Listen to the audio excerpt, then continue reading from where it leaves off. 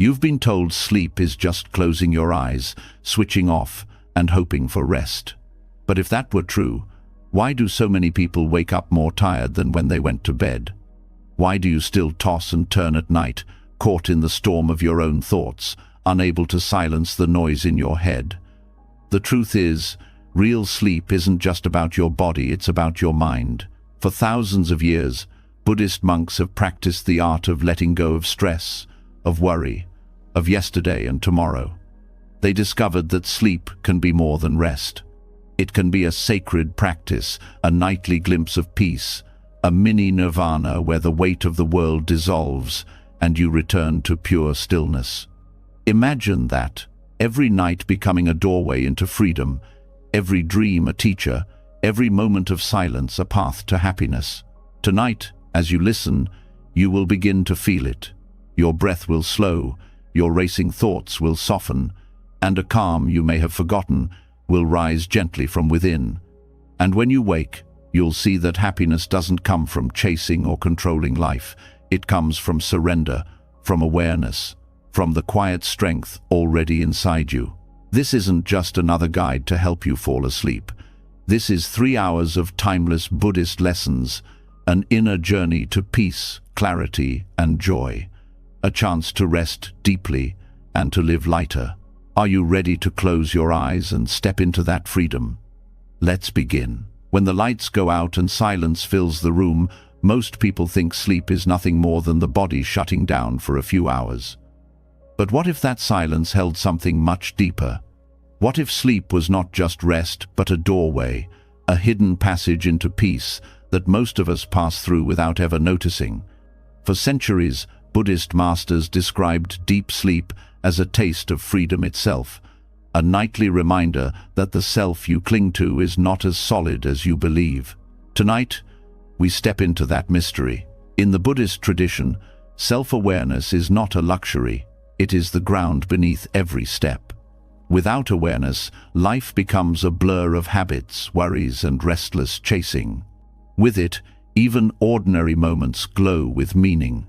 When monks looked at sleep, they did not see wasted hours or emptiness. They saw a natural glimpse of what happens when the ego dissolves.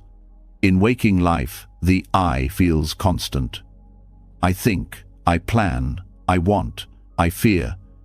Yet in deep sleep, that whole identity disappears, and still life continues. Breathing continues. The heart continues. Consciousness, in a quiet form, remains. To the monks, this was proof that the ego is not the core of who you are. Think of how radical that realization island. You spend your days defending your image, building your identity, fearing loss, craving approval, chasing goals. But in the deepest layers of sleep, none of that exists. The clinging stops, the battles stop. There is no me and no mine. Only stillness, only being. This is why ancient teachers called deep sleep a mini nirvana, a state where the fire of desire, aversion, and delusion goes out for a while. You may not remember it when you wake, but your body and mind know. That refreshment you feel after a good night's sleep is not just physical recovery, it is the echo of having touched, for a brief time, a place beyond self. This is not a theory, it is something you experience every single night, whether you notice it or not. What makes the Buddhist view so transformative is the invitation to bring awareness to what is usually unconscious. Instead of treating sleep as dead time, you begin to see it as a practice, a teacher, a reminder. Self-awareness here means pausing before bed to reflect, who is it that will dissolve tonight? The face in the mirror, the story in your mind, the endless worries, they all drop away. And yet, you remain. That insight softens fear. It makes you less desperate to hold on so tightly. One reason many people struggle with sleep is that they cannot let go. They lie in bed, still clutching the day, still carrying unsaid words, unfinished tasks, unresolved emotions. But the body cannot rest while the mind is gripping so hard. The Buddhist approach says, rest begins with release. To release, you must be aware of what you are holding. Self-awareness is the torch that shows you where the tension hides. You notice the jaw clenched, the shoulders heavy, the thoughts circling like vultures, and by seeing them, you begin to soften. Awareness is gentle. It does not demand, it does not scold. It simply sees. That simple act of seeing without judgment is itself the doorway to rest. When you notice a thought instead of becoming trapped in it, it loses its weight. When you notice your breath instead of fighting with it, it steadies naturally. This is how monks could sit quietly for hours, resting deeper than sleep itself, simply by watching the mind without clinging. For you, the practice begins in bed, in the quiet moments before you drift off. Instead of trying to control the mind, you observe. Instead of forcing rest, you allow. Science now confirms what Buddhists discovered long ago. Awareness changes the brain. Neuroscientists speak of the default mode network, the region tied to self-referential thinking.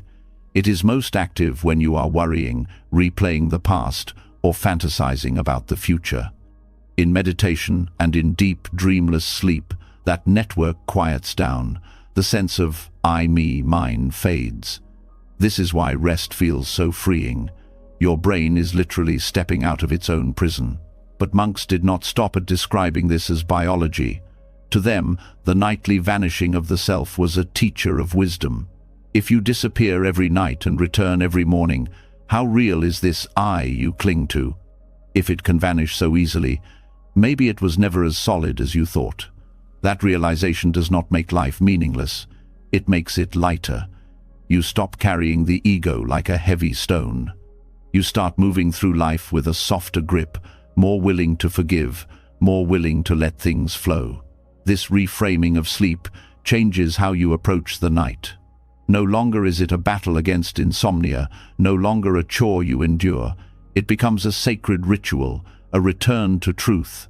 Each night is a little death, a gentle rehearsal for the final letting go that awaits all beings. Instead of fearing it, you welcome it, you trust it, and in that trust, peace arises. There is also a practical power here. Many people lie awake at night because their identity is still active. They replay arguments, anticipate tomorrow, measure themselves against others. All of this is the ego refusing to dissolve. But if you see sleep as mini nirvana, you remind yourself, the ego does not have to stay awake. It can rest. It can fall away. You do not have to solve your life before bed. You do not have to control tomorrow. You simply step aside and let the great tide of sleep carry you. That is not weakness, it is wisdom. The Buddha once compared the self to a flame. It flickers, it changes, it depends on fuel. When the fuel runs out, the flame goes out. Sleep shows you this every night. The fuel of thought, identity, striving burns low, and the flame dims into silence. You awake again, but you are never exactly the same flame as before. Something has shifted, however subtly. To see this clearly is to understand impermanence, one of the deepest truths in Buddhism. Impermanence is not just about death or decay. It is also about renewal, about how each night allows a new beginning. This is why awareness of sleep is not separate from awareness of life. The same qualities that help you rest, letting go, trusting, softening, are the ones that help you live happier. Each time you surrender to sleep with awareness, you are practicing a kind of courage. The courage to release control, to accept change, to welcome silence. Over time, this transforms how you face your days. Stress loses some of its grip because you have trained yourself to release. Anxiety loosens because you know how to soften. Self-importance fades because you see, again and again, that the self is not as fixed as you once believed. For those who suffered with insomnia, this teaching is particularly liberating. The usual approach is to fight, to count, to control, to wrestle the mind into stillness. But awareness says, stop fighting, look gently at what is present. Maybe it is restlessness, maybe sadness, maybe fear. Whatever it is, Meet it with presence, not resistance. That simple shift often eases the very tension that blocks rest. Sleep comes not by force but by surrender, and awareness is the path to surrender. Buddhist teachers sometimes describe the three states, waking, dreaming, and deep sleep, as a cycle of illusion and truth. Waking is the illusion of a solid self. Dreaming is the play of the mind. Deep sleep is the taste of emptiness. The wise use all three as teachings. In waking life, awareness shows you the ego is a performance. In dreams, awareness shows you how the mind creates whole worlds out of nothing. In sleep, awareness shows you freedom from both. Together, they reveal the path to nirvana, not as some distant heaven but as the very texture of your own mind. As you reflect on this, notice how your relationship with sleep begins to change. No longer a nightly struggle, it becomes an ally. No longer a blank void, it becomes a teacher. And this shift brings both rest and happiness.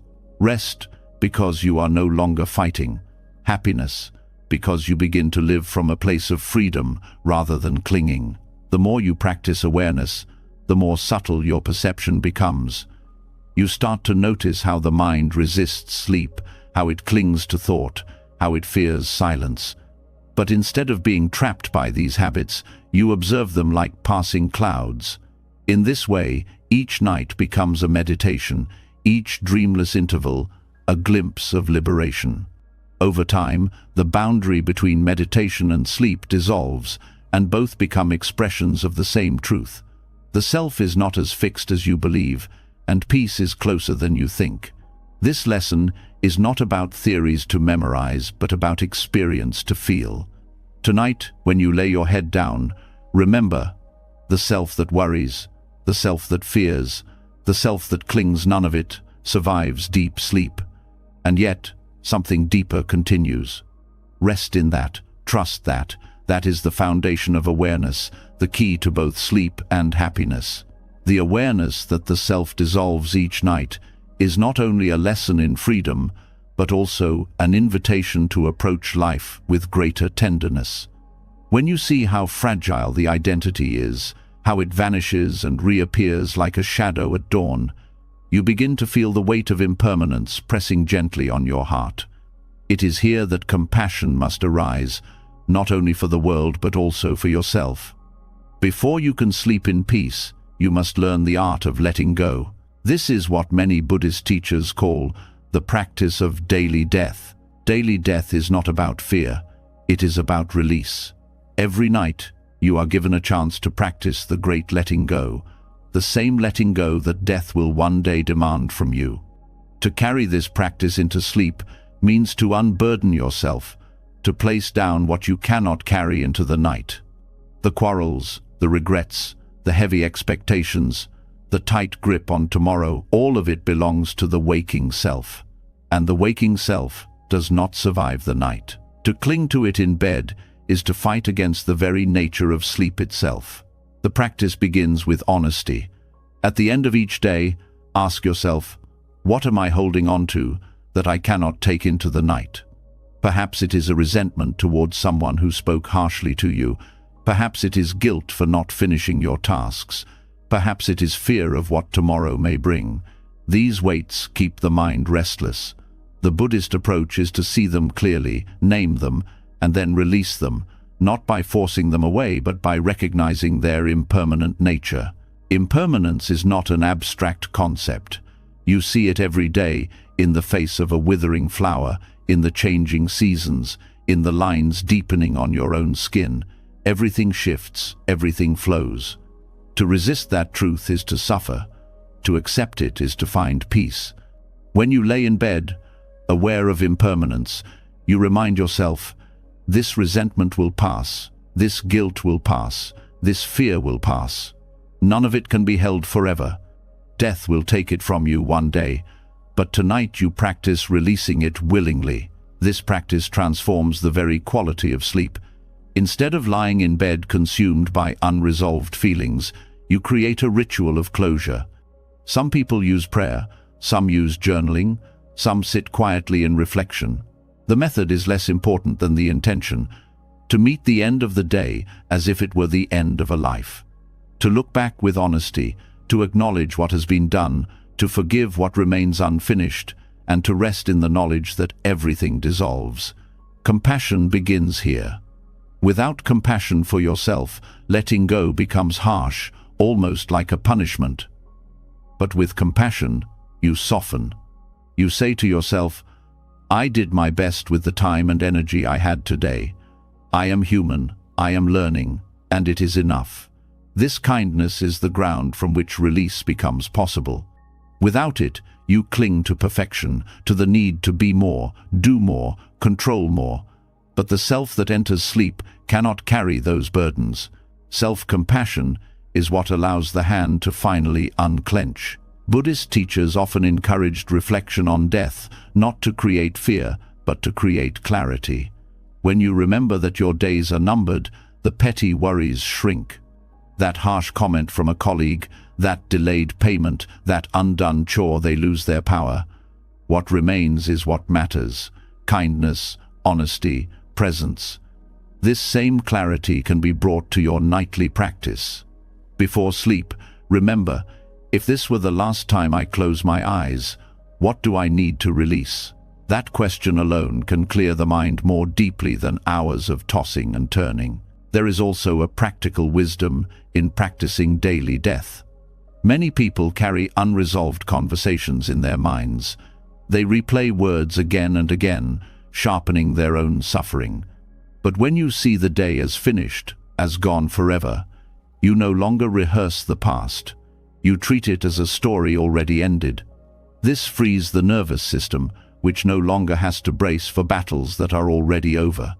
The body rests when the mind stops pretending it can rewrite the past. Sleep, in this sense, is not just rest. It is forgiveness. Forgiveness of yourself for being imperfect, forgiveness of others for not meeting your expectations, forgiveness of life for not bending to your will. Every night is a chance to forgive, to loosen the knot of resentment that tightens throughout the day. Without this, sleep is shallow, troubled by dreams of conflict. With forgiveness, sleep becomes a surrender into peace. Compassion also means recognizing your own limits. So many people drive themselves with endless tasks, endless goals, as if life were a race to be completed. But when you view the night as a daily death, you see that every day must be complete in itself. The list will always remain unfinished. The work will always spill into tomorrow. To rest requires admitting this truth and treating yourself with kindness despite it. Instead of berating yourself for what was left undone, you give yourself permission to lay it down. In that act, compassion flows naturally. This practice of daily death also shifts your relationship with control. Much of your stress comes from trying to manage what is beyond you. You plan, you calculate, you imagine countless outcomes. But death shows you that all control is temporary. Each night, you rehearse this lesson. Control is an illusion. The future unfolds whether or not you grip it tightly. By releasing control at night, you prepare yourself to meet the morning with greater calm. Instead of clinging to plans, you learn to meet what comes. This flexibility is one of the deepest forms of compassion you can offer yourself. Some people fear the thought of death, but this nightly practice transforms that fear into trust. Death is no longer a terror but a teacher. You see that letting go does not end you, it frees you. Each morning you rise renewed, lighter for having laid down your burdens. This rehearsal lessens the ultimate fear, so that when the final night comes, it is not a stranger but a familiar friend. The practice of daily death makes you more alive, more grateful, more awake to the present, because you no longer take tomorrow for granted. To live this way is to weave compassion into every layer of your being. Compassion for the part of you that strives, compassion for the part that fails, compassion for the part that fears. Each night you embrace them all, and then you release them. This is not denial but wisdom. The recognition that clinging to what fades only multiplies suffering. Letting go is the highest kindness. Practical rituals can support this. Some choose to light a candle at night, watching the flame as a reminder of the day burning down. Others write down their worries on paper and place them aside, symbolically handing them to the night. Some recite verses of gratitude, acknowledging the gifts of the day before letting them pass. These acts are not superstitions but skillful means, anchors for the mind to recognize the day's ending. Each one reinforces the truth. This chapter is finished. Now it is time to release. Daily death also reshapes how you view relationships. Every night, you recognize that you cannot control how others see you, what they think, or how they act. The anger, the misunderstandings, the longing, all must be let go with the setting Sunday. This does not mean you stop caring. It means you stop demanding that life conform to your desires. In this release, relationships become lighter, less entangled, more rooted in genuine care rather than control. Compassion extends outward because you are no longer clinging to your own script. When sleep comes after this letting go, it carries a different quality. The dreams are less troubled, the body rests more deeply, and the mind awakens with clarity. You do not wake with the heaviness of unfinished arguments or unprocessed fears. Instead, you rise like someone who has been reborn, because in a way, you have. Daily death is not a loss, it is a rebirth into presence. The wisdom of impermanence becomes not only a teaching, but a lived experience. Each night you practice, each morning you awaken, you are reshaping your relationship with life itself.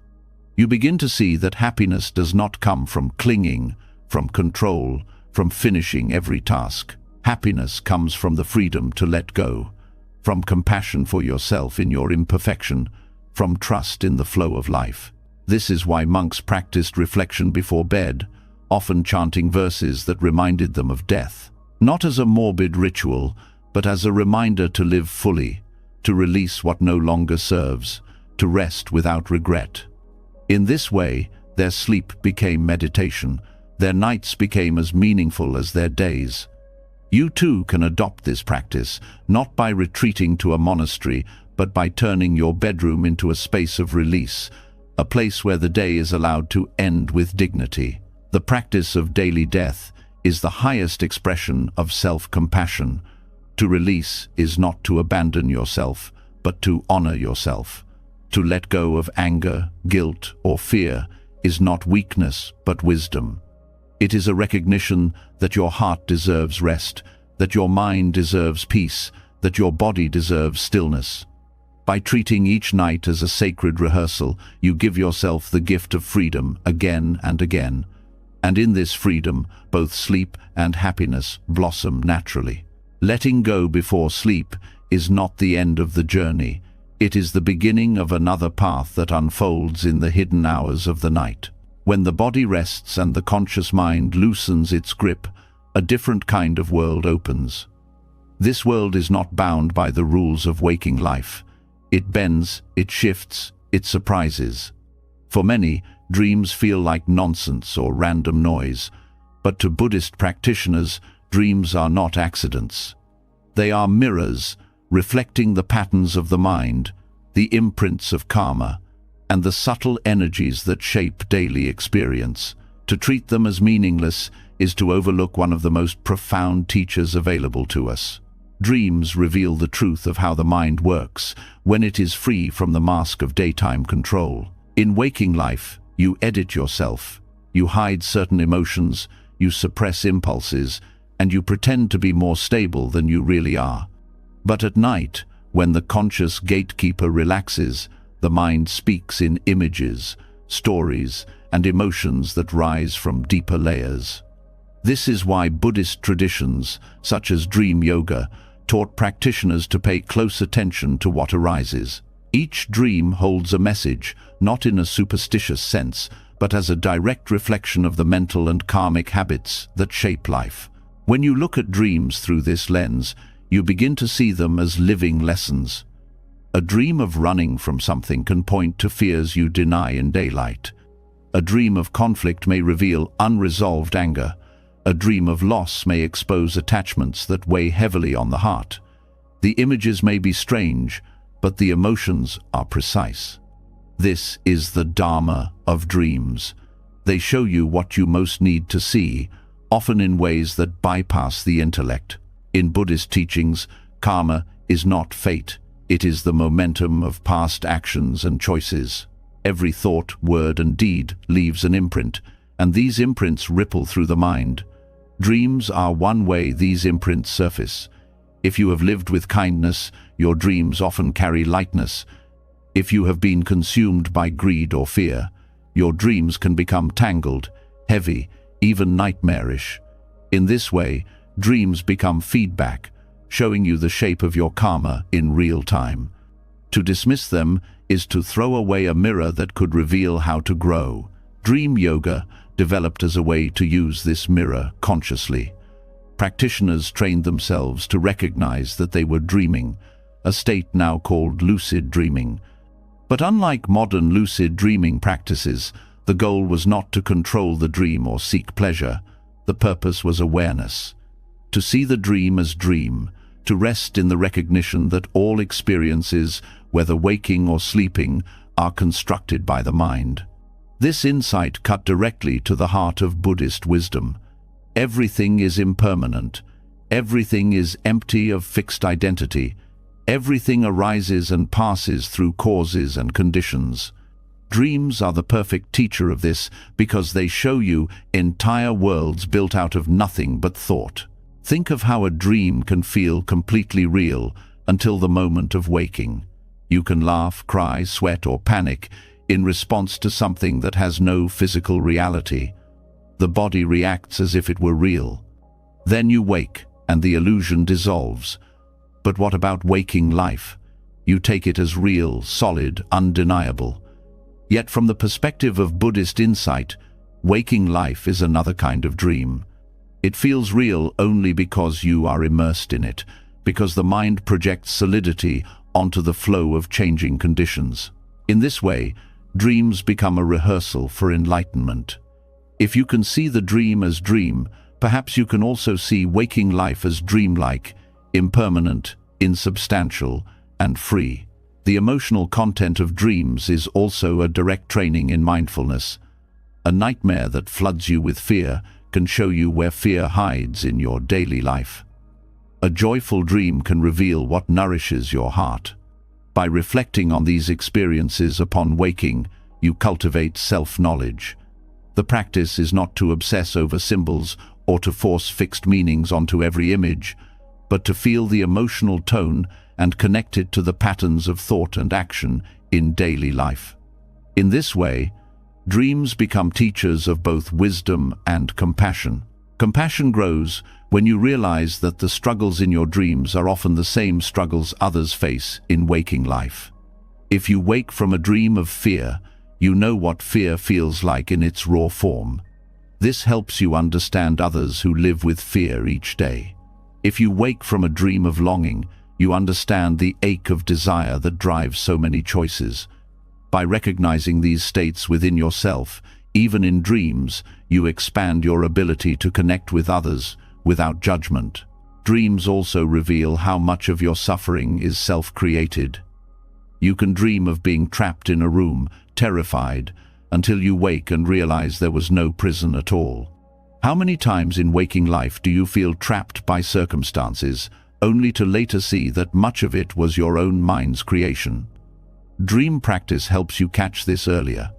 When you realize how easily the mind can construct entire worlds, you become less attached to the solidity of your waking troubles.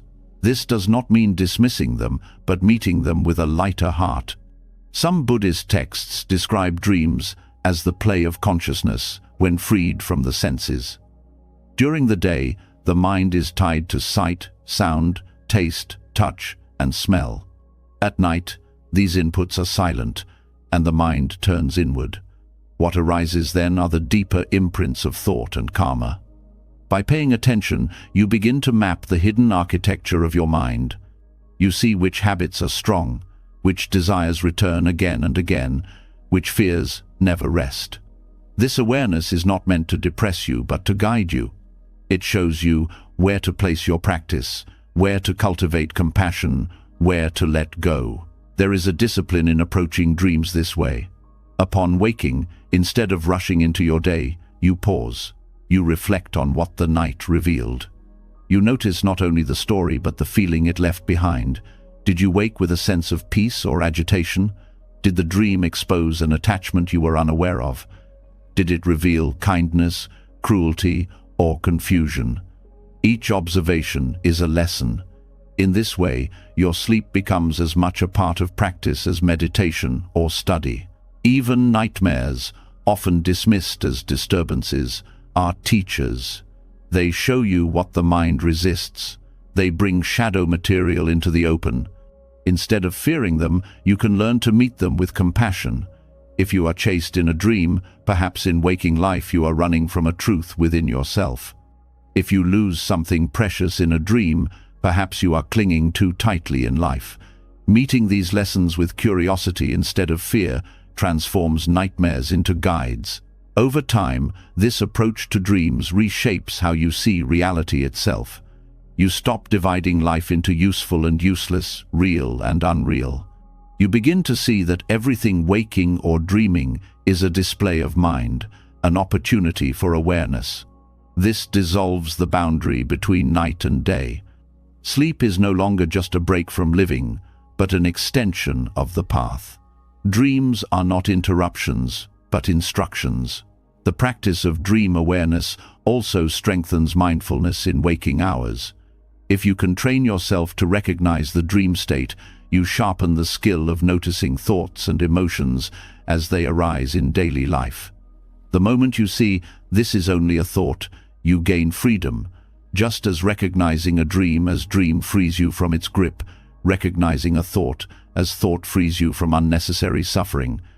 This is the bridge dream yoga offers, from nighttime awareness to daytime liberation. Dreams also serve as a reminder of the mystery of consciousness itself. Despite centuries of study, no scientist or philosopher can fully explain why dreams arise or why consciousness persists at all. In Buddhist thought, this mystery is not a problem to be solved, but a wonder to be embraced. Each dream is a glimpse into the boundless creativity of mind, the endless ways it can weave worlds. By contemplating this, you cultivate awe, humility, and respect for the depth of your own being. By treating dreams as Dharma teachers, you begin to live with greater curiosity, patience, and openness. You no longer dismiss parts of yourself as meaningless or broken. You see that even in the strangest dream, the mind is showing you something about its own nature. And through this recognition, you strengthen the qualities of awareness and compassion that Buddhism holds at its core. The night, once overlooked, becomes rich with guidance. Each dream, whether tender or terrifying, becomes a teaching. Each awakening in the dark becomes a chance to deepen mindfulness. With this practice, sleep is no longer just recovery, but revelation. And happiness arises naturally, not from controlling life, but from understanding it at every level, awake, asleep, and beyond. Dreams reveal how the mind creates worlds, but what often follows those insights is the struggle to fall back asleep. Many people experience it. The body feels heavy, the room is quiet, yet rest refuses to come. The harder you try, the further it slips away. This struggle is not just physical, it is a reflection of how you approach life itself. In Buddhism, this restless pushing is called striving, and it is one of the most subtle forms of suffering. To rest fully, you must learn the art of non-striving. Non-striving does not mean laziness or indifference. It is a way of being where effort flows naturally, without force, without the heavy hand of control. Zen calls it Wu Wei, effortless effort. It is the paradox that when you stop trying so hard, what you wanted begins to happen. Sleep is the perfect example. The more you demand it, the more the mind tightens. The more the mind tightens, the less rest arrives. But when you let go, when you stop making sleep a battle, the body finds its natural rhythm. This principle runs deeper than bedtime. It exposes how often you live by pushing, clenching, forcing outcomes. You try to control your day, control others, control your emotions, and this same control follows you to bed. Yet rest is the one place where control is impossible. Sleep cannot be commanded. It comes when conditions are right. The wisdom of non-striving teaches that peace comes not from fighting harder, but from loosening the grip. Think of how breath works. If you try to breathe perfectly, controlling every inhale and exhale, the breath becomes shallow and unnatural. But when you release control, the body breathes with ease, deeper than effort can reach. Sleep is like that. It arrives when you step out of the way. The mind, however, does not like stepping aside. It believes that effort is always the answer, that pushing harder is the path to results. Buddhism shows the opposite. Clinging creates suffering, and letting go creates space. Insomnia often comes from this trap. The mind says, "I must sleep now, I need rest for tomorrow." And the demand itself creates agitation. The harder you try, the more alert you become. This is the cycle of striving. Effort fuels resistance, resistance fuels effort. The way out is not more control but surrender.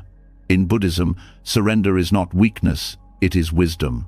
It is knowing when to release control and allow nature to take its course.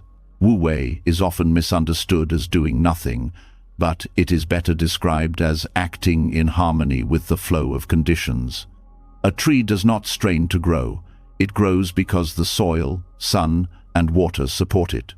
Sleep works the same way. If the body is nourished, the mind softened, and the heart released, rest appears. The effort is not in forcing sleep, but in preparing the conditions gently and then allowing. This is effortless effort, creating the ground, then letting go. The paradox of non-striving is that it requires awareness. You must see the impulse to force and recognize it for what it is, another form of clinging. Most people lie in bed, unaware of how tense they are, unaware of the inner voice demanding control. With awareness, you notice the jaw tightening, the breath speeding, the shoulders resisting. In that noticing, you relax. This is how mindfulness bridges to rest, by exposing the striving hidden in the body and mind.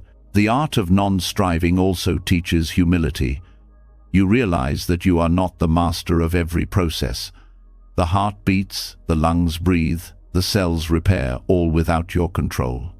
Sleep is part of this same mystery. It is the body's wisdom, not the mind's achievement. To recognize this is to bow to life itself, to trust the intelligence that sustains you. This trust is the soil of peace. There is a reason why monks emphasize effortlessness. They knew that striving extends beyond sleep into the search for enlightenment. People who grasp at awakening with desperation often entangle themselves further. The path unfolds when striving eases, when awareness and compassion replace control.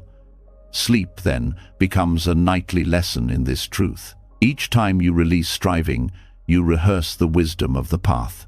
Non-striving can be practiced in small ways before bed. You can sit quietly, not to force calmness, but simply to notice what is present. Thoughts may rise, feelings may come, and instead of trying to fix them, you watch.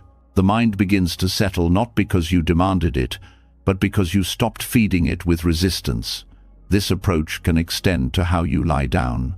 Instead of commanding sleep, you allow the body to sink, the breath to move naturally, the thoughts to drift without judgment. Slowly, rest comes on its own. There is also a deep link between striving and fear. When you try too hard to sleep, it is often because you fear tomorrow, fear exhaustion, fear failure. The mind transforms rest into a battlefield. But when you release striving, you also release fear. You remind yourself, even without perfect sleep, I will manage. Even without control, life continues. This softens the urgency, and in softening, sleep arrives. Non-striving also reshapes how you measure success. Many people treat rest like another achievement, another goal to master. But when you live this way, even sleep becomes stressful. The art of effortless effort shifts the frame. Rest is not an accomplishment, but a return to balance. You do not earn it, you allow it.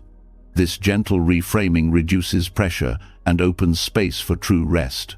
Zen often uses metaphors of nature to explain this. Water flows effortlessly around rocks. It does not push, it does not resist. Bamboo bends in the storm and rises again when the wind passes. These images remind you that softness can be stronger than force. To sleep well, you must become like water, flowing instead of fighting. You must become like bamboo, yielding instead of breaking. This is the wisdom of non-striving. Over time, practicing effortless effort in sleep influences waking life. You notice how often you force conversations, force outcomes, force yourself into exhaustion. You begin to loosen in daily life, trusting that many things resolve when given space. This shift brings not only better rest, but deeper happiness. Life feels less like a war and more like a dance. Non-striving is also an antidote to perfectionism. The belief that you must perform even in rest, that you must sleep flawlessly, is another chain. To break it, you accept imperfection. Some nights will be restless, some sleep will be shallow, and that is part of the human condition. By embracing imperfection, you free yourself from the anxiety that blocks rest. Ironically, in accepting less, you often receive more. There is also a spiritual depth in non-striving. By surrendering the need to control, you align with the deeper rhythms of existence. You see that life unfolds beyond your command, and in that recognition, a profound peace arises. Sleep becomes more than rest. It becomes communion with the mystery that sustains all things. When you lie awake, struggling, remember this teaching. The very act of struggling is the barrier. The cure is not to try harder, but to soften.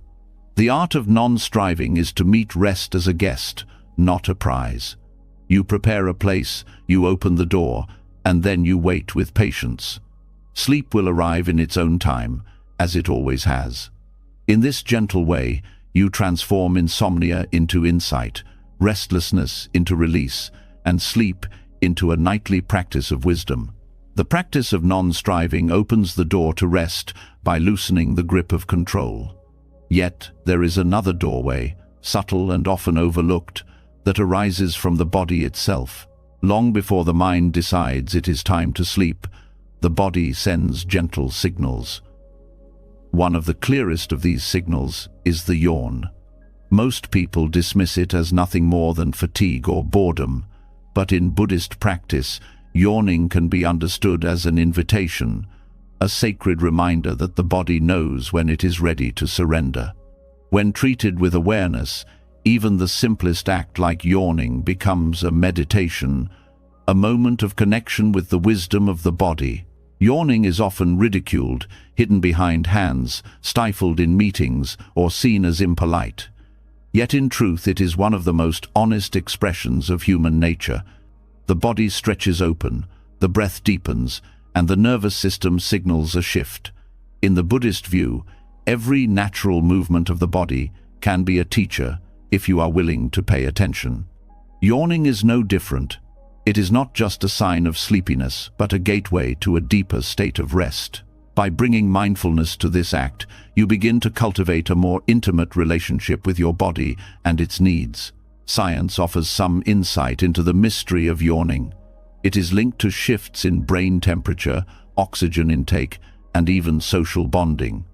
But beyond the biological explanations lies a deeper truth. Yawning is a threshold. It signals that the body is preparing to step out of active striving and into surrender. When you yawn, the body is telling you it is time to soften. If you dismiss it, if you push through with caffeine or distraction, you override a natural rhythm. Over time, ignoring these signals creates imbalance, leading to chronic fatigue and disturbed sleep. Mindfulness asks you to stop and notice.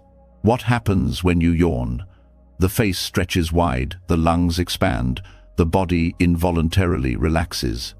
If you bring awareness to this moment, you feel how the tension begins to dissolve. The yawn itself is an act of letting go, not forced but spontaneous.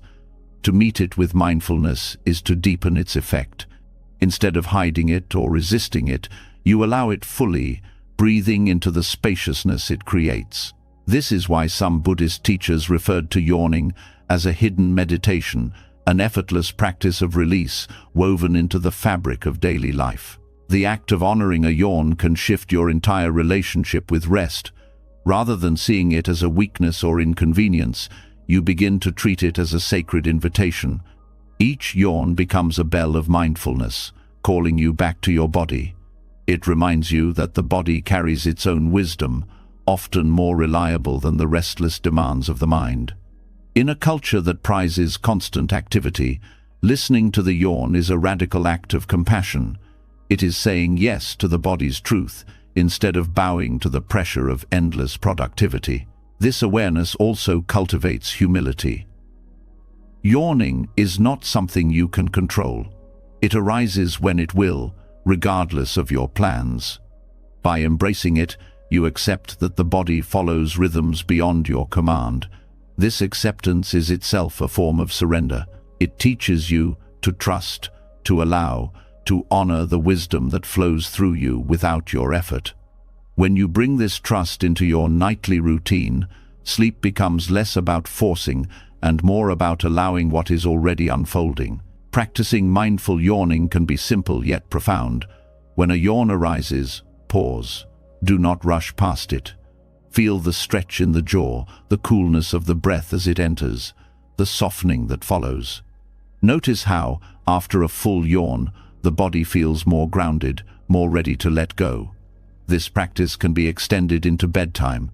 As you lie down, you may even invite yawns by gently opening the mouth and breathing deeply, not to fake the act but to create space for it to emerge naturally. With each yawn, you step closer to surrender. There is also a communal dimension to yawning. It is famously contagious. Seeing or hearing someone yawn often triggers your own. Rather than treating this as a quirk, Buddhist practice might see it as evidence of shared humanity. Yawning spreads because rest is a collective rhythm.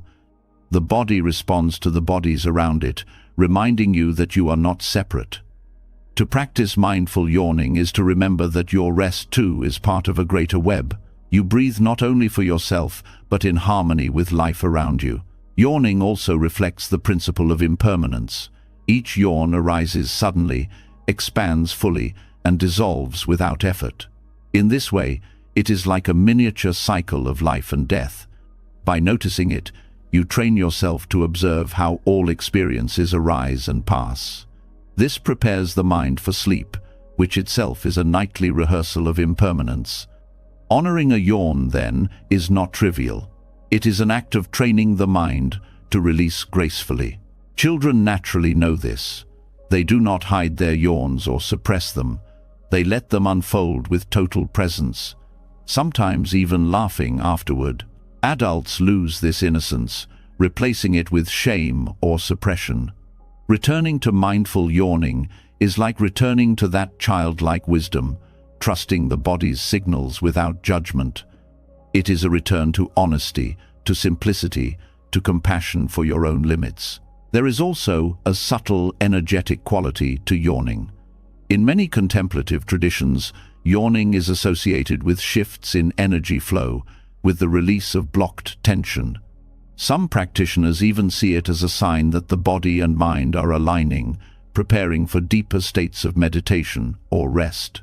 Whether or not you accept this interpretation, what is clear is that yawning marks a transition. It signals movement from activity to stillness, from control to surrender. By treating it with mindfulness, you allow that transition to deepen, carrying you more easily into rest. In daily life, yawning can become a reminder to pause. Even outside of bedtime, a sudden yawn may be the body's way of saying it needs a breath, a moment of release. Instead of reaching for another cup of coffee or forcing more productivity, you can use the yawn as a bell of awareness. Close your eyes for a moment, breathe, and let the body reset. This not only improves rest at night but also brings more balance to your waking hours. The practice of mindful yawning also teaches gratitude. Each time the body guides you toward rest, you have an opportunity to thank it. Gratitude turns even the smallest gesture into a gift. To thank the body for yawning is to recognize its wisdom, its care for you, its constant work to keep you balanced. Gratitude softens resistance and deepens the sense of compassion that is central to Buddhist practice. When approached with mindfulness, yawning ceases to be ordinary. It becomes extraordinary in its simplicity, a gateway hidden in plain sight, offering you a chance to align with the natural rhythms of life. By honoring it, you honor yourself.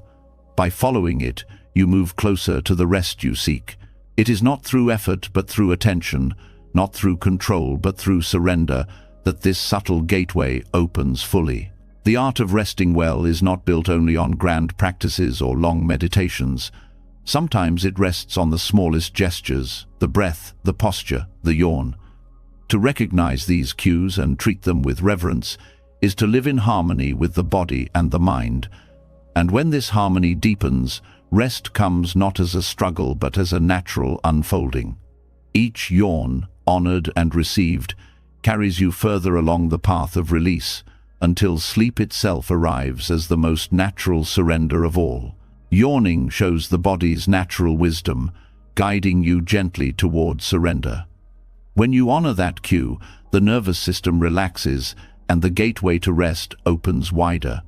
But the body's signals are only part of the journey. The heart and mind also need care before sleep can deepen into true peace.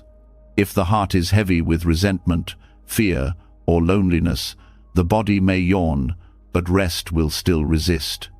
This is why ancient Buddhist teachings offer the 4 Brahmaviharas qualities of the awakened heart as nightly companions. When practiced before bed, they soften the mind, ease anxiety, and protect sleep from nightmares.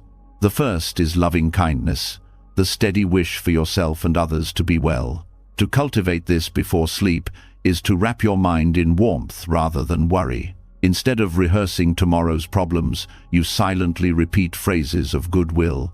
May I be safe, may I be at ease, may I rest in peace tonight. Then you extend it outward to loved ones, to strangers, even to those you struggle with. This gentle radiance changes the atmosphere of the mind. Neuroscience shows that such practices calm the amygdala, the brain's fear center, lowering anxiety. But beyond biology, the practice prepares your dreams. When the last thoughts of the day are kind ones, the night is less likely to bring terror.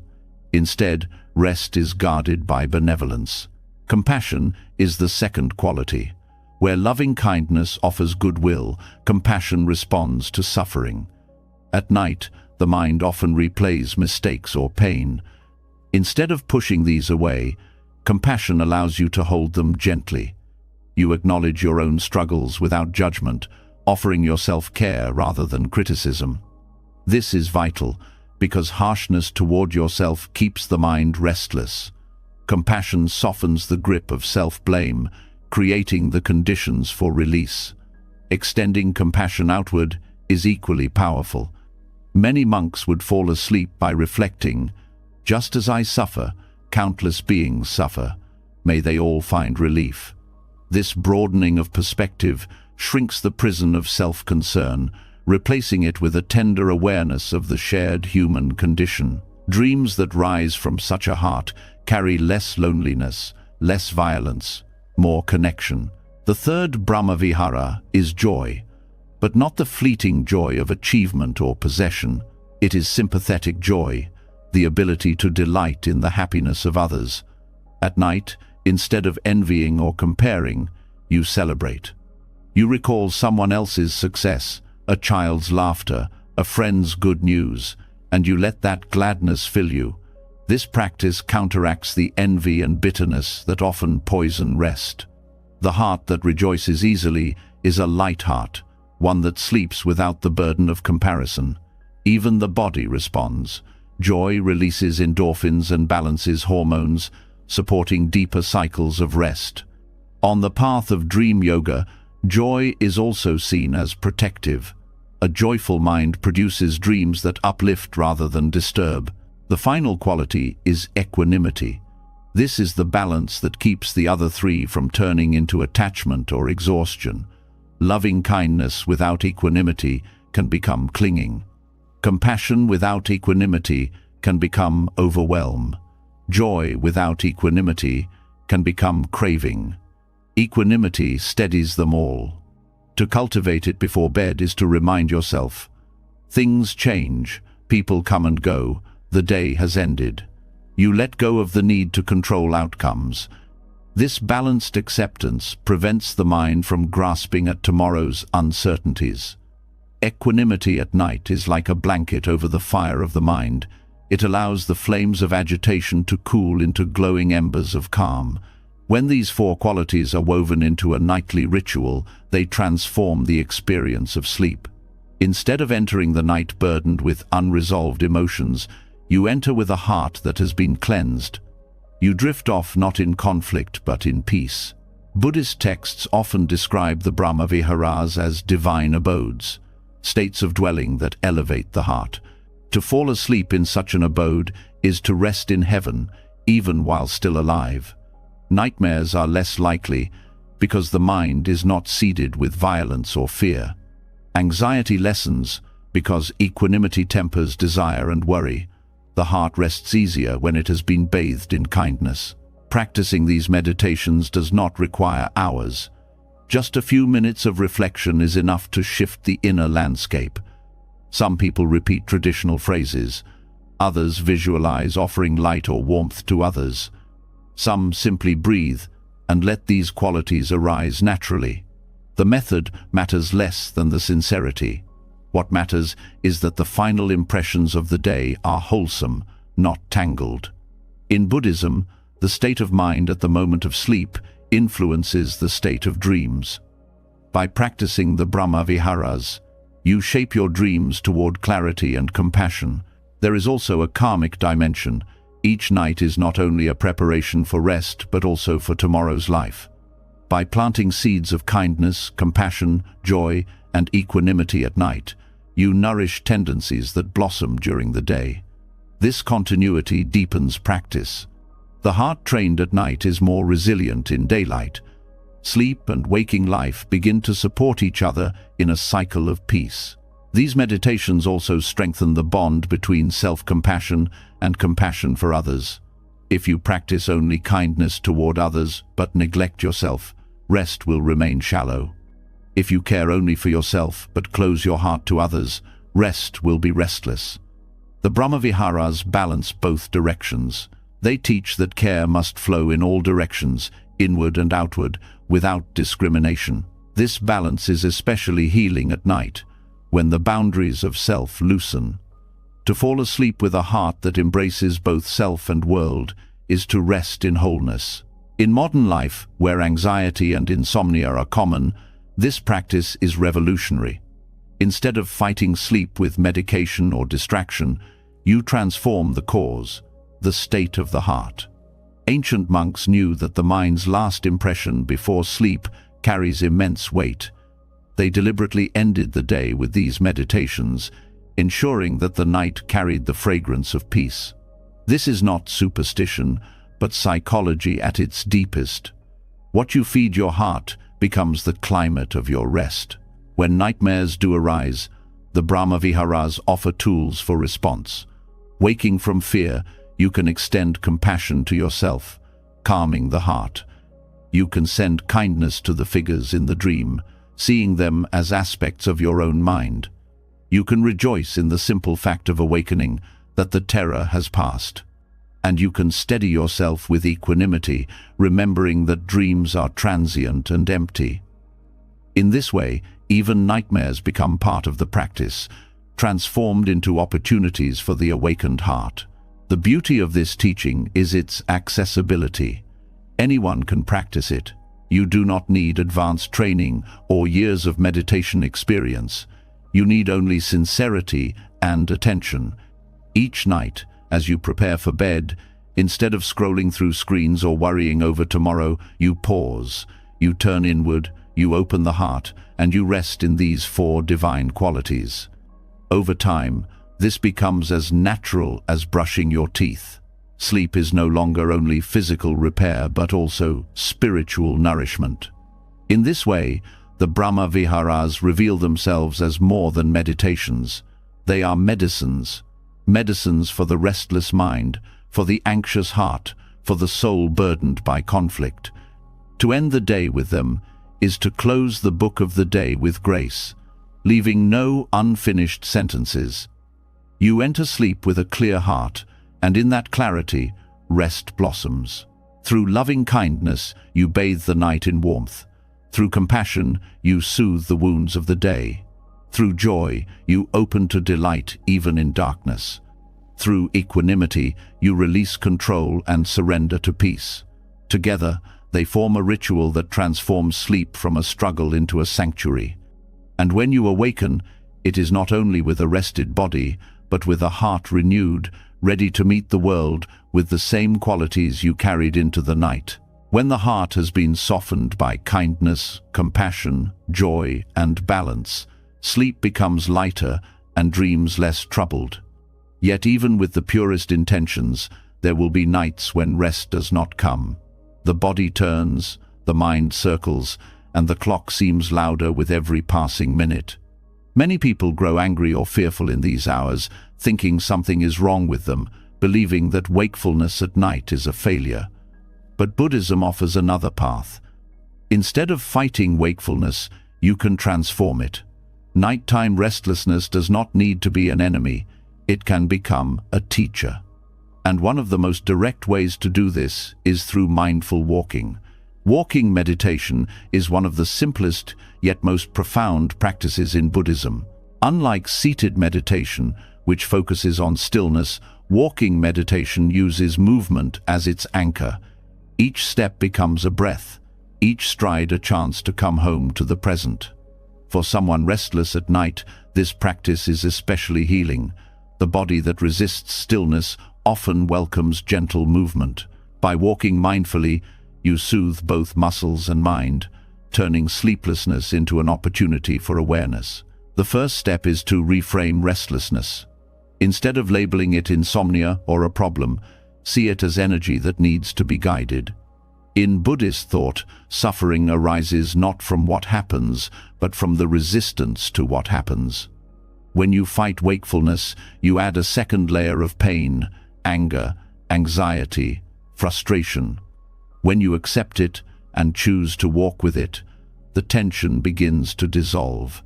The practice is not about forcing sleep, but about using wakefulness as a chance to deepen mindfulness. To practice walking meditation at night, you do not need a large space. A hallway, a small room, even a few steps back and forth are enough.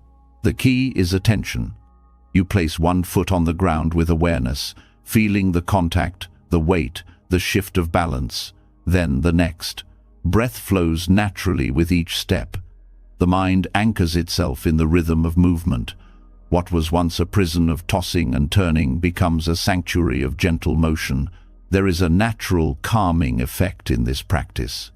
Movement helps release the physical tension that often builds during restless nights. Muscles soften, the breath deepens, and the nervous system shifts from alertness to ease. But beyond biology, the practice carries spiritual depth. Each step becomes a symbol of letting go of expectation, of control, of the demand for sleep. You simply walk, aware, alive in the present moment. Some Buddhist teachers describe walking meditation as planting seeds with your feet.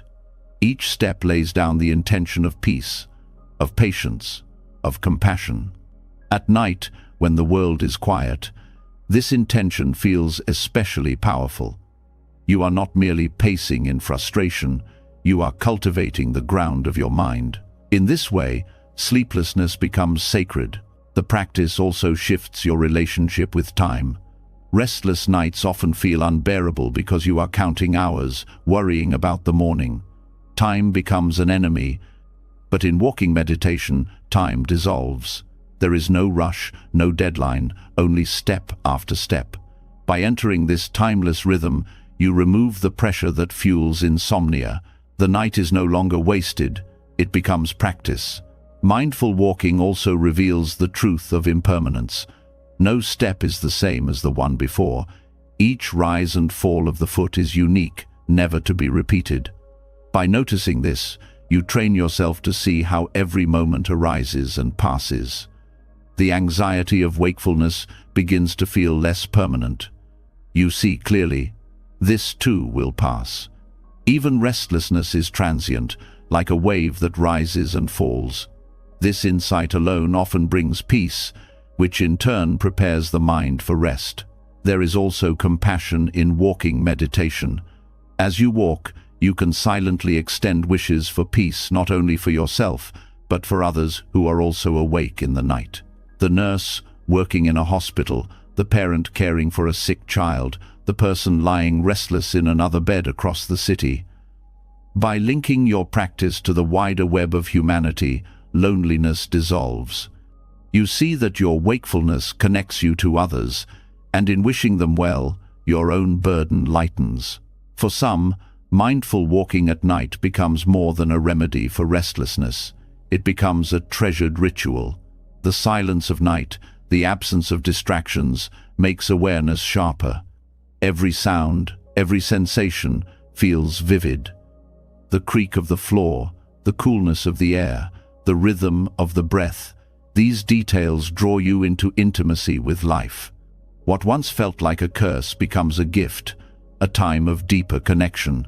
Over time, this practice changes how you view sleeplessness altogether. Instead of fearing it, you begin to see it as another doorway to mindfulness. You no longer dread waking in the night. You know that if rest does not come, practice awaits. This trust removes the anxiety that feeds insomnia. Ironically, by no longer demanding sleep, you make it more likely to arrive. When the body feels safe, when the mind feels steady, rest often follows naturally after walking. Walking meditation also aligns with the body's rhythms. At night, the nervous system often carries the residue of the day, arguments, stress, screens.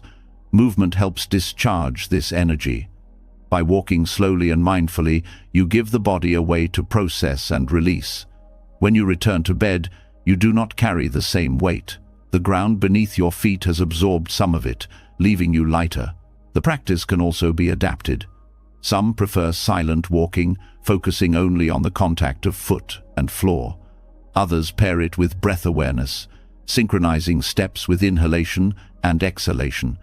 Some integrate phrases such as peace with this step or release with this breath. Each adaptation carries the same essence, turning wakefulness into mindfulness. For those who fear the long nights, this practice restores agency. Instead of lying helpless, trapped in thought, you have a path to walk. Each step becomes a choice, a turning of suffering into practice. This empowerment itself eases anxiety. You are no longer at war with the night. You are walking with it, learning from it, resting in its silence even while awake. When sleep eventually returns, it does so not out of exhaustion but out of harmony.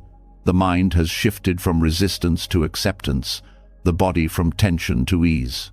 The quality of rest that follows walking meditation is often deeper, more nourishing. Dreams may feel calmer, the heart steadier.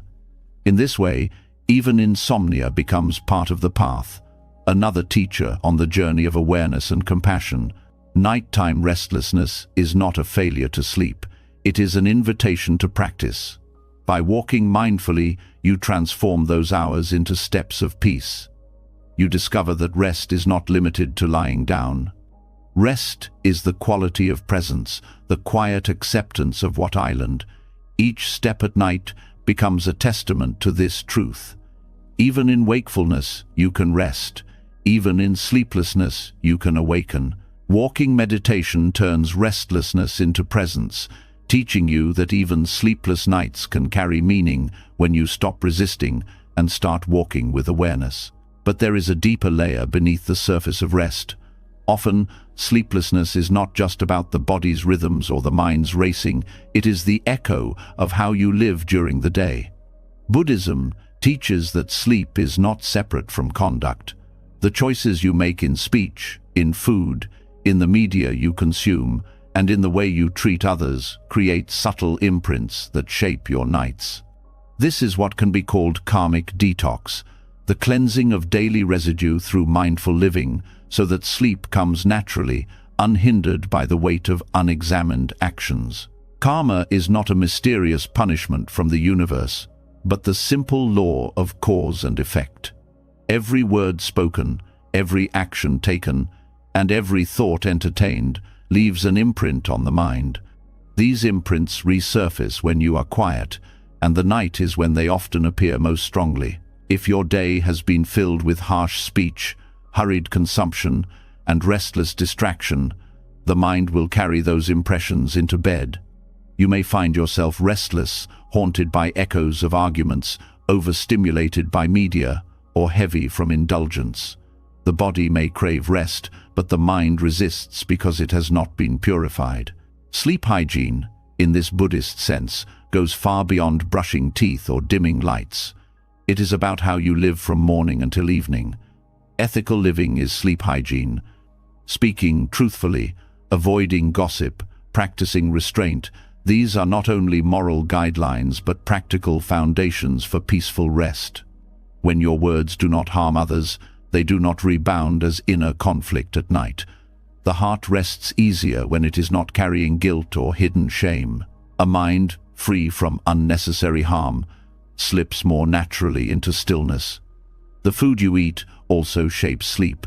Heavy, greasy, or excessive meals late in the day burden the body. Overindulgence disturbs the subtle rhythms needed for rest. In monasteries, meals are often taken earlier, not only for discipline but because the body rests more easily when digestion is not overworked at night. Mindful consumption is not deprivation, it is compassion for the body's limits. By choosing lighter, nourishing foods in the evening, you honor the body's need for balance. When the body feels light, the mind follows. Media consumption is another form of intake often overlooked. What you watch, read, and listen to leaves impressions as surely as food does. Violent images, endless scrolling, anxious news. These feed the mind in ways that linger long after the screens go dark. When you try to sleep, the echoes replay as restless thoughts or unsettling dreams. Buddhist discipline emphasizes guarding the senses, not to withdraw from life, but to protect the clarity of the mind. By choosing what you consume with care, you detoxify the heart. Just as you would not drink poison before bed, you can learn not to feed your mind with toxins that disturb rest. This karmic detox is not about perfection, but about awareness. The question is not whether you have consumed too much or spoken harshly, but whether you recognize the effects. Awareness allows adjustment. If you notice your heart is heavy from unkind words, you can practice forgiveness before bed. If you feel overfull from food, you can breathe deeply, acknowledge the body's work, and resolve to care more gently tomorrow. If you are overstimulated by media, you can pause, allow silence, and give the mind time to settle. Each step is an act of compassion, cleansing the residues of the day so they do not follow you into the night. Ethical living also extends to relationships. Resentments carried into the night become knots in sleep, surfacing as conflict in dreams or restlessness in the body. The practice of reconciliation, speaking honestly, forgiving quickly, softening grudges, acts as karmic hygiene. When you close the day without heavy grudges, the night becomes lighter. This is why many Buddhist teachers encouraged resolving conflicts before sleep, not letting anger harden overnight. To detox the heart is to protect the sanctuary of rest. Mindful consumption of time also plays a role. Filling the day with endless activity, never allowing pauses, creates a residue of restlessness that surfaces when you finally lie down. The nervous system, overstimulated, cannot simply switch off. By balancing activity with moments of stillness throughout the day, you prevent the buildup of this agitation. Walking slowly, breathing consciously, taking pauses, these small acts accumulate into a calmer night. Rest is not something you achieve only at bedtime. It is woven into the way you live each hour. There is a karmic link between compassion and sleep. When you act with kindness, when you live with integrity, the mind trusts itself. It does not need to replay conversations or question motives. This trust is the bedrock of rest. Conversely, when your actions are harmful or careless, the mind resists sleep. It circles, reviews, defends itself, trying to justify or erase what was done. This agitation is not punishment. It is the natural consequence of inner conflict. Ethical living clears the mind's conscience, creating space for stillness to settle naturally. Buddhist monastic codes highlight this connection. Monks and nuns keep strict precepts not only for spiritual progress, but also because a disciplined life produces peace. Simplicity in possessions, moderation in eating, honesty in speech, these create a lightness of being that supports deep rest. The same applies in ordinary life.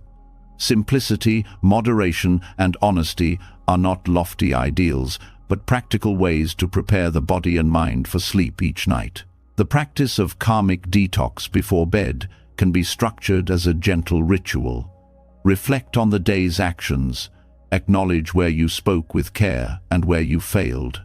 Offer forgiveness to yourself and others. Review what you consumed, physically and mentally, and resolve to nourish yourself more wisely tomorrow. Let gratitude arise for the good that was done.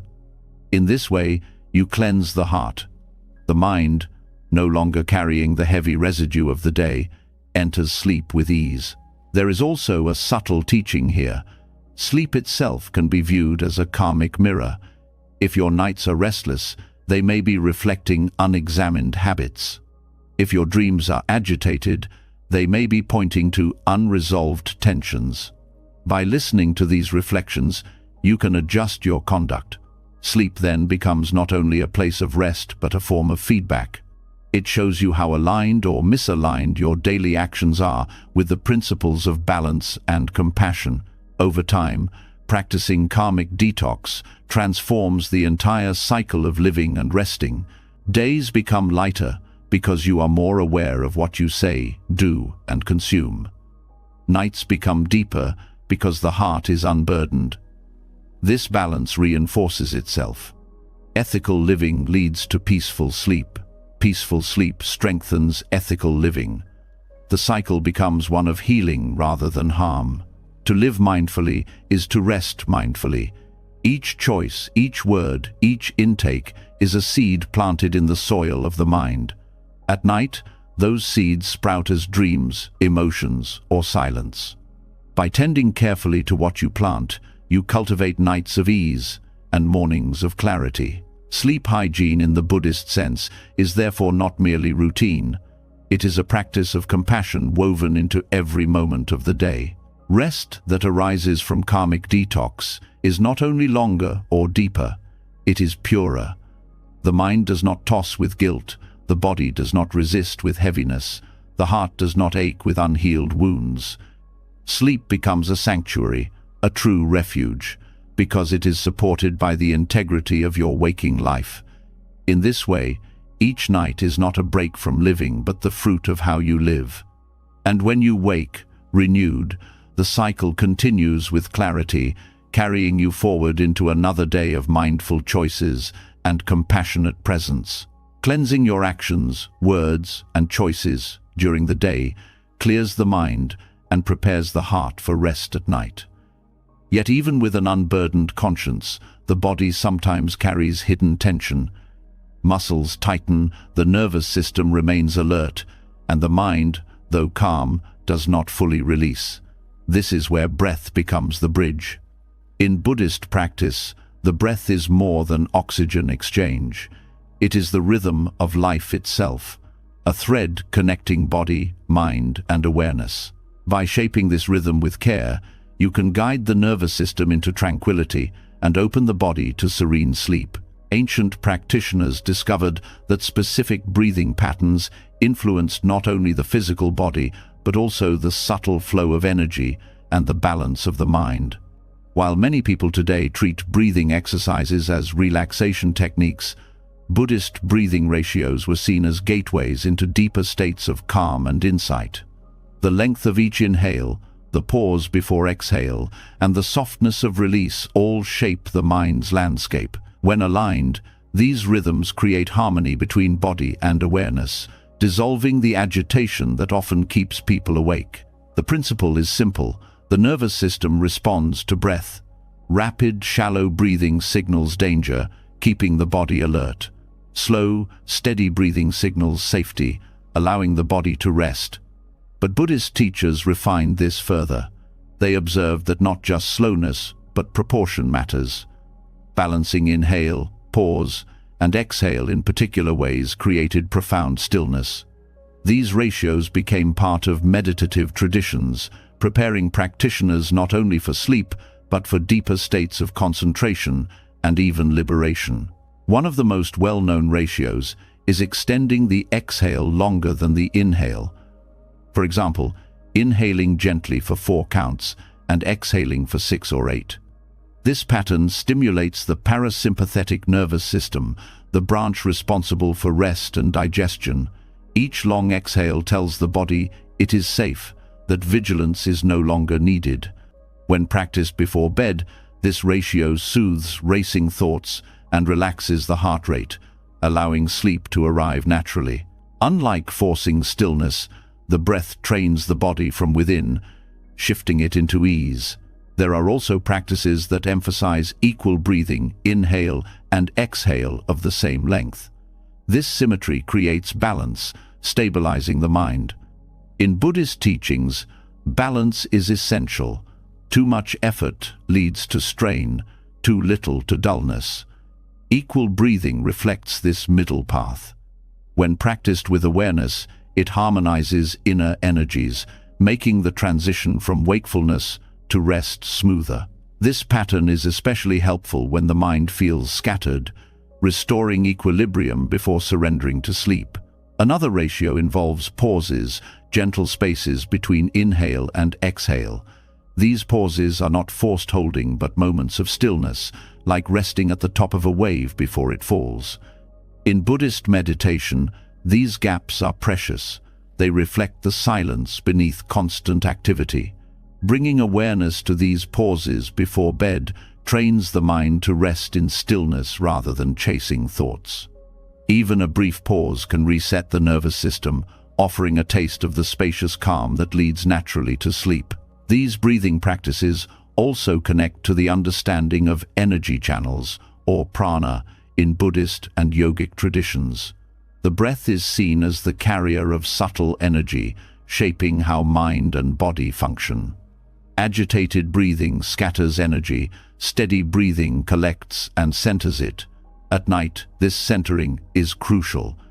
Without it, dreams become restless, sleep becomes shallow, and the body wakes unrefreshed. With mindful breathing ratios, energy aligns, supporting not only sleep but also clarity upon waking. The practice is not mechanical counting but mindful attention. Numbers can guide you, but the essence is awareness of the breath's quality. Is it rough or smooth, shallow or deep, restless or steady? By noticing and gently shaping the rhythm, you train the mind to soften and the body to follow. Over time, the ratios become natural. The body remembers them, slipping into calm without effort. This is why monks emphasize daily breathing practice, not as an isolated exercise, but as a lifelong habit of aligning breath and awareness. The effects of these breathing ratios extend beyond the night. Practicing them regularly conditions the nervous system to remain calmer throughout the day. Anxiety lessens, emotional reactivity decreases, and resilience strengthens. Sleep then becomes part of a greater cycle. Calm days support restful nights support calm days. This continuity reflects the Buddhist insight that there is no separation between moments.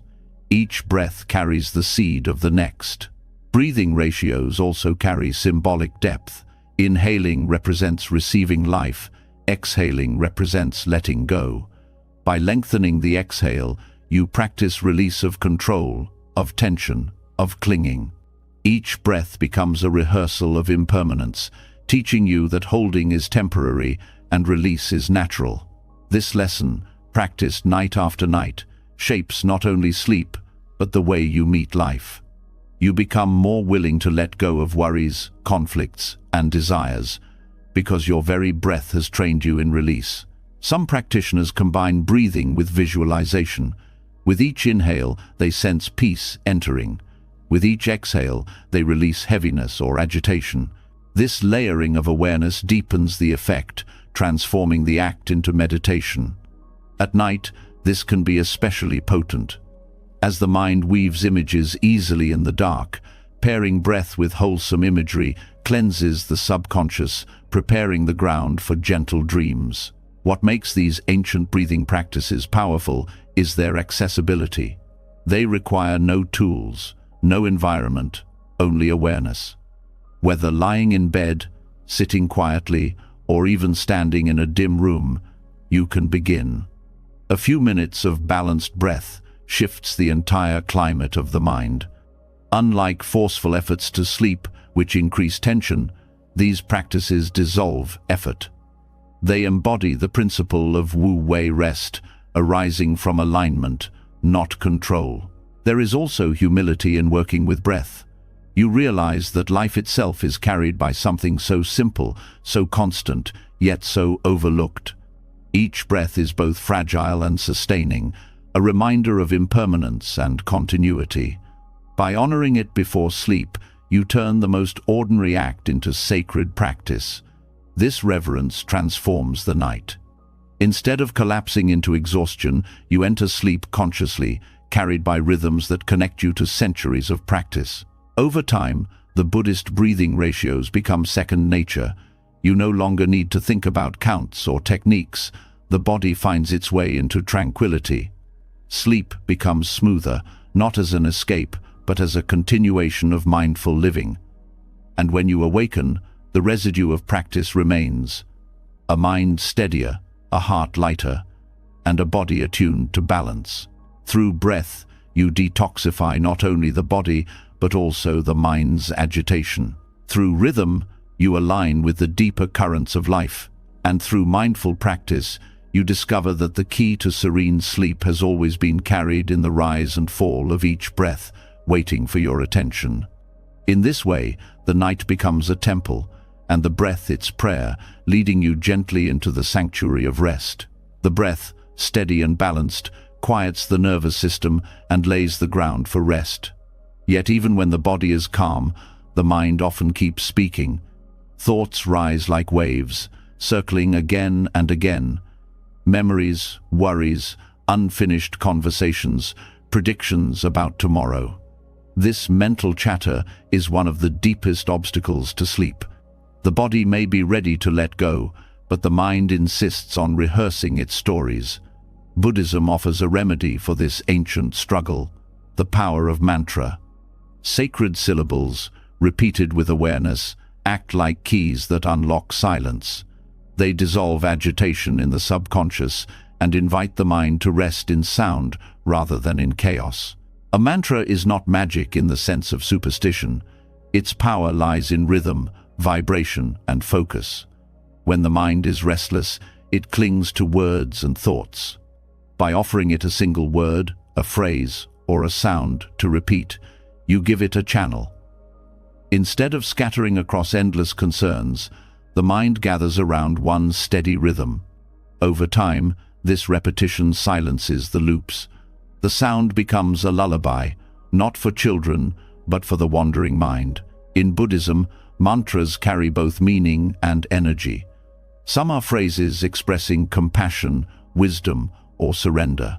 Others are seed syllables, sounds that are said to resonate with the deepest layers of consciousness. Regardless of form, their purpose is the same: to bring the mind home. Before sleep, when mental noise is loudest, mantra becomes a bridge into stillness. It is not about forcing silence, but about redirecting attention from endless chatter to something steady and sacred. One of the most well-known mantras is Om Mani Padme Hum, associated with compassion. Each syllable is said to purify different aspects of being. Repeated gently before bed, it not only calms the mind, but also aligns the heart with compassion, softening dreams and reducing fear. Another simple practice is the repetition of Om, the primal sound of creation. Its vibration resonates deeply in the body, grounding the restless mind. Even without spiritual associations, the steady rhythm of repetition calms the nervous system, much like a lullaby sung by a parent. The power of mantras lies not only in sound, but in intention. When you chant, you are not merely repeating syllables, you are planting seeds. If the seed is compassion, the night carries compassion. If the seed is peace, the night carries peace. The subconscious, which often drives dreams and restlessness, absorbs these seeds. Instead of random chatter shaping your inner world, deliberate words guide it. This is karmic hygiene for the mind, choosing carefully what you feed it before surrendering to sleep. Mantra practice also reveals something about the nature of thought itself. When you repeat a phrase with full attention, you notice how other thoughts still try to intrude. At first they interrupt, pulling you into distraction.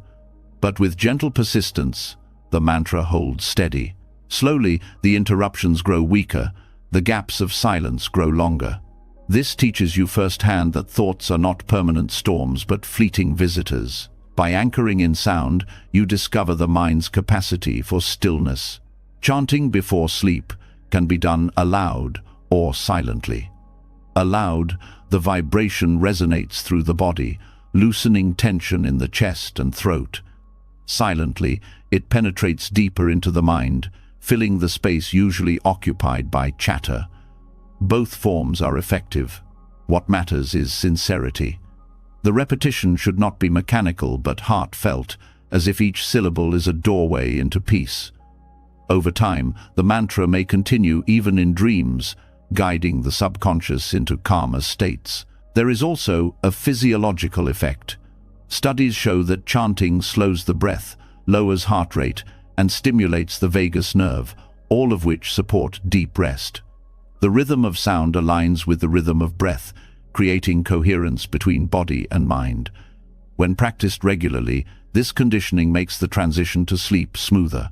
The body begins to associate the mantra with rest, just as a child associates a lullaby with safety. Different mantras carry different qualities. Compassion mantras soften the heart. Wisdom mantras clear confusion. Protective mantras ease fear. Choosing one that resonates with your current need can make the practice more powerful. If you are anxious, a mantra of peace may help. If you are grieving, a mantra of compassion may soothe. If you are restless, a mantra of grounding may stabilize. This adaptability makes mantra practice not only ancient but timeless, suited to the struggles of any era. Over time, mantra practice reshapes the relationship with mental chatter. Instead of fearing thoughts or trying to suppress them, you learn to redirect them. Thoughts lose their power to dominate because you have given the mind a healthier rhythm to follow. This skill extends beyond night into day. When worries arise, you can return to the mantra, calming yourself in the midst of activity. Sleep becomes the training ground for a mind that is calmer in every circumstance.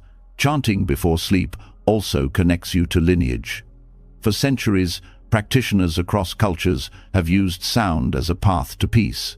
By joining in this practice, you participate in a stream of wisdom greater than yourself.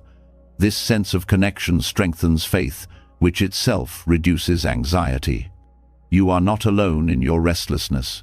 Countless beings have walked the same path, repeating the same sounds, finding the same silence. This perspective brings humility and comfort, softening the loneliness that often accompanies insomnia.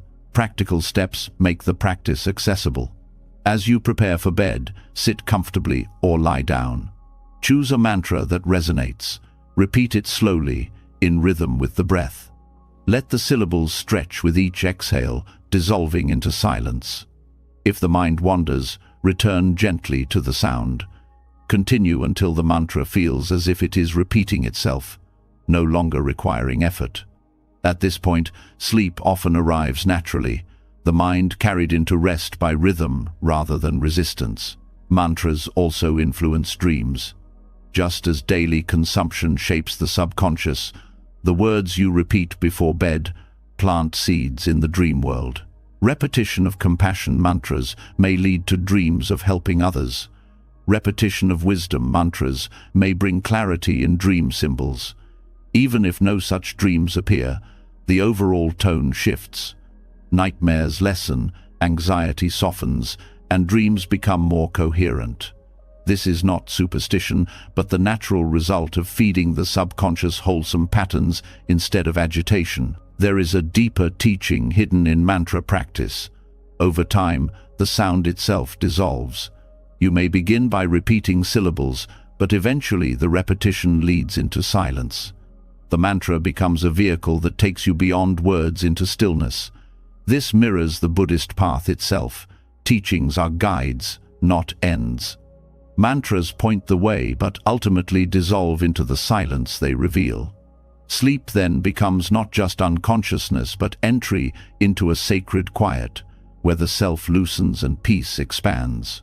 The simplicity of the practice makes it easy to overlook, yet its effects are profound. Few other tools work so directly on the restless mind. Where effort fails, sound carries. Where thoughts multiply, mantra gathers them into one stream. Where silence feels unreachable, repetition bridges the gap. In this way, sacred syllables become more than sound, they become companions, carrying you from agitation into serenity. Mantras that dissolve mental chatter remind you of an essential truth. Peace does not always arise by silencing the mind directly. Sometimes it comes by giving the mind something steady and sacred to hold until it naturally releases its grip. Through this practice, sleepless nights become less threatening, and rest becomes a ritual of devotion. Each syllable is a step away from chaos and into stillness, guiding you toward the freedom that has always been waiting beneath the noise. Mantras carry the restless mind into rhythm, offering a sound strong enough to dissolve chatter and yet gentle enough to guide you into silence. But when the sound fades and you place your head on the pillow, another teaching can begin, one hidden in the very object you rest upon each night. The pillow, soft and silent, can become more than a cushion. In Buddhist practice, it can serve as a reminder of emptiness, the truth that thoughts, fears, and even the self you cling to are not as solid as they appear. This is the essence of the empty pillow practice, a meditation in surrender that transforms the act of lying down into a profound encounter with wisdom. The mind often treats thoughts as if they were heavy stones. Worries about tomorrow, regrets about yesterday, judgments about the self, all seem solid, unmovable. Yet when examined, they dissolve like mist. They have no fixed form, no weight outside of attention. The pillow is a perfect teacher for this truth. It accepts the weight of your head without resistance, yet it holds nothing permanently. Press your face into it, and it shapes to you. Lift your head, and it returns to emptiness. This is the nature of all phenomena, responsive, impermanent, empty of fixed identity. By treating the pillow as a symbol of emptiness, you train the mind each night to release its grip. As your head rests, reflect. Just as this pillow holds no fixed shape, my worries hold no fixed reality.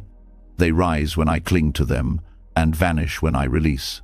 This simple shift transforms the pillow into a meditation object, a tactile reminder that nothing in the mind needs to be carried as if it were permanent. The practice deepens when you notice how the pillow supports without clinging. It offers comfort but does not demand recognition. It serves its purpose and then returns to stillness. In this way, it mirrors the Buddhist ideal of compassionate action, acting without attachment, serving without grasping. By meditating on this, you align your mind with a way of being that rests naturally, free from the constant push and pull of craving and aversion. Emptiness in Buddhism is often misunderstood as nothingness. In truth, it is fullness, the recognition that all things are interconnected and without separate essence.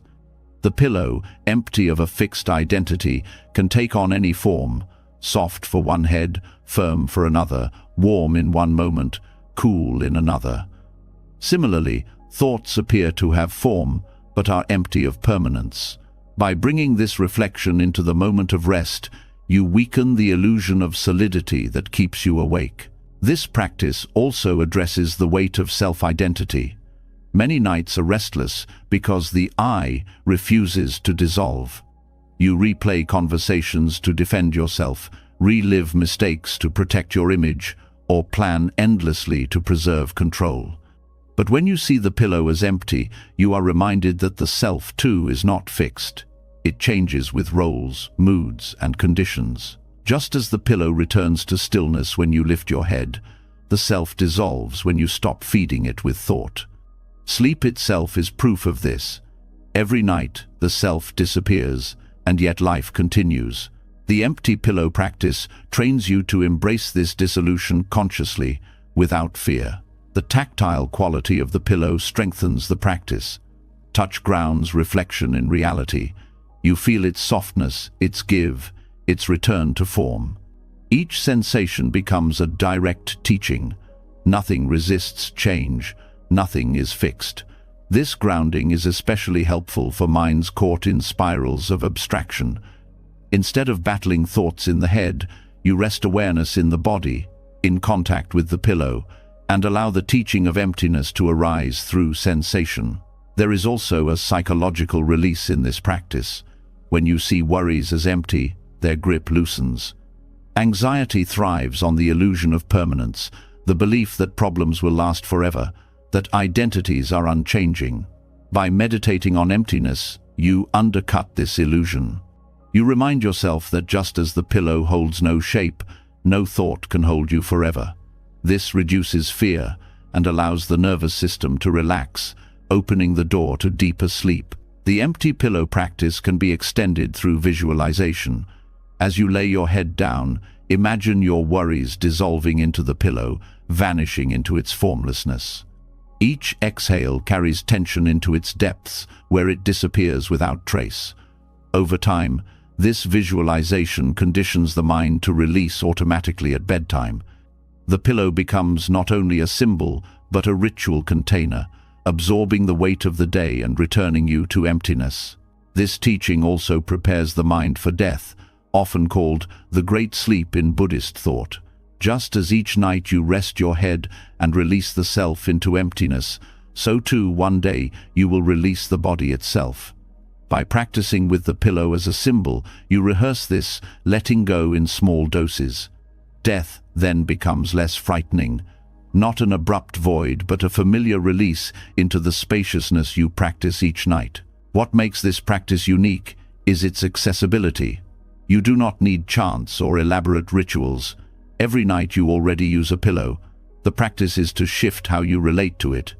By transforming something ordinary into a symbol of truth, you weave wisdom into daily life. This is the essence of Buddhist training. To find the sacred in the mundane, to turn every action into practice. The empty pillow practice also cultivates gratitude. Each night, as you reflect on its support, you may feel a sense of appreciation, not only for the pillow but for all conditions that make rest possible: the bed, the roof above you, the countless beings whose labor contributed to your comfort. Gratitude itself is a form of release, loosening the grip of dissatisfaction. When the heart rests in gratitude, the mind follows into ease. Dreams, too, can be influenced by this practice. When you fall asleep with a mind attuned to emptiness, dreams become less entangled. Instead of nightmares of clinging or loss, the subconscious reflects spaciousness. Even if troubling dreams arise, you are more likely to meet them with equanimity, remembering the truth of emptiness within them. In this way, the pillow not only supports physical rest, but also shapes the inner world of dreams. Over time, the empty pillow practice reshapes your relationship with thought itself. You stop treating thoughts as unshakable truths and start seeing them as temporary shapes, like impressions left on a pillow that always return to emptiness. This insight ripples into waking life. Worries lose their sting, arguments lose their weight, and identity loosens. You become lighter, less burdened, more at peace. In the end, the practice is about trust, trusting emptiness, trusting impermanence, trusting the natural flow of release. Each night, as your head sinks into the pillow, you rehearse this trust. You remind yourself that nothing you carry is permanent, that everything dissolves, that emptiness is not to be feared but embraced. In this trust, sleep becomes more than unconsciousness. It becomes an entry into wisdom, guided by the softest of teachers, the empty pillow beneath your head. Resting your head on the pillow as a symbol of emptiness teaches you that nothing you carry is as solid as it seems. The weight of identity, the heaviness of thought, even the shape of worry dissolves when released into spaciousness. Yet emptiness is not cold or void. It opens the heart to fullness. Once the mind loosens its grip, it becomes ready to receive. What it receives in those last moments before sleep determines the flavor of the night and the freshness of the morning. This is where gratitude enters. Gratitude is not just polite acknowledgement. It is the deliberate turning of the heart toward appreciation, a reset of karma that cleanses the residue of the day and prepares the mind for deep rest. Buddhism places immense value on gratitude, not as a social courtesy, but as a practice that reshapes perception. Gratitude interrupts the mind's natural tendency to fixate on lack, on what went wrong, on what remains unfinished. Left unchecked, this tendency fills the night with regret and anxiety, making rest difficult. Gratitude flips the lens, directing attention toward blessings rather than burdens. Each act of contemplation becomes a release, dissolving the emotional weight of the day. By practicing gratitude at night, you ensure that what lingers in the subconscious is light, supportive, and life-affirming. This karmic reset works because gratitude is both an antidote and a generator. It is an antidote to resentment, jealousy, and fear states of mind that create agitation and disturb rest. It is a generator of joy, contentment, and compassion, qualities that harmonize the heart and calm the nervous system. By ending the day with gratitude, you seed the night with wholesome states, and those seeds sprout in dreams, in physiology, and in the way you greet tomorrow. The practice can be simple.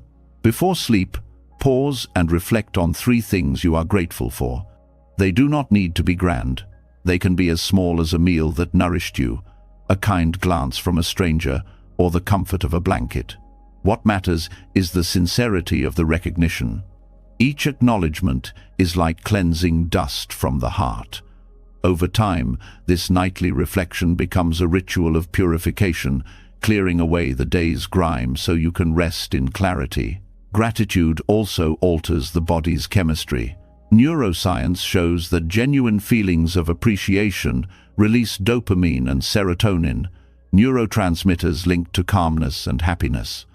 This biological shift supports deeper sleep, reducing the agitation that often keeps people awake. In this way, gratitude becomes medicine, emotional, spiritual, and physiological. The Buddha spoke of wholesome states leading to wholesome results, and here the connection is direct. A grateful mind creates restful nights. There is a karmic dimension as well. In Buddhist thought, the state of mind at the moment of sleep influences the state of consciousness carried forward, not only into dreams, but into the next day, and ultimately into the next life. Ending the day with bitterness plants seeds of bitterness. Ending with gratitude plants seeds of peace. Each night becomes an opportunity to reset the trajectory of karma, steering it toward compassion and contentment. Gratitude is not only about feeling good in the moment, but about shaping the entire path of becoming. Gratitude is also deeply relational. Much of human suffering comes from forgetting interdependence, from clinging to the illusion of independence. Gratitude restores awareness of connection. Reflecting on the food you ate, you remember the farmers, the soil, the rain, the countless hands that made it possible. Reflecting on the shelter you rest in, you recall the laborers, the architects, the community that sustains it. Each acknowledgement softens the sense of isolation. This recognition is profoundly soothing at night, when loneliness often sharpens. Instead of drifting into sleep feeling alone, you drift into sleep feeling held by the web of life. Nightly gratitude also strengthens forgiveness. When you appreciate what you received, it becomes harder to fixate on grievances. A heart full of appreciation cannot simultaneously be full of bitterness. If anger arises, gratitude offers perspective. Yes, someone may have hurt you, but countless others supported you. This balance reduces the sting of pain and allows the heart to rest without carrying grudges into dreams. The practice can be expanded into a structured meditation. Begin with gratitude for your body, the breath that continues, the heart that beats, the senses that serve you.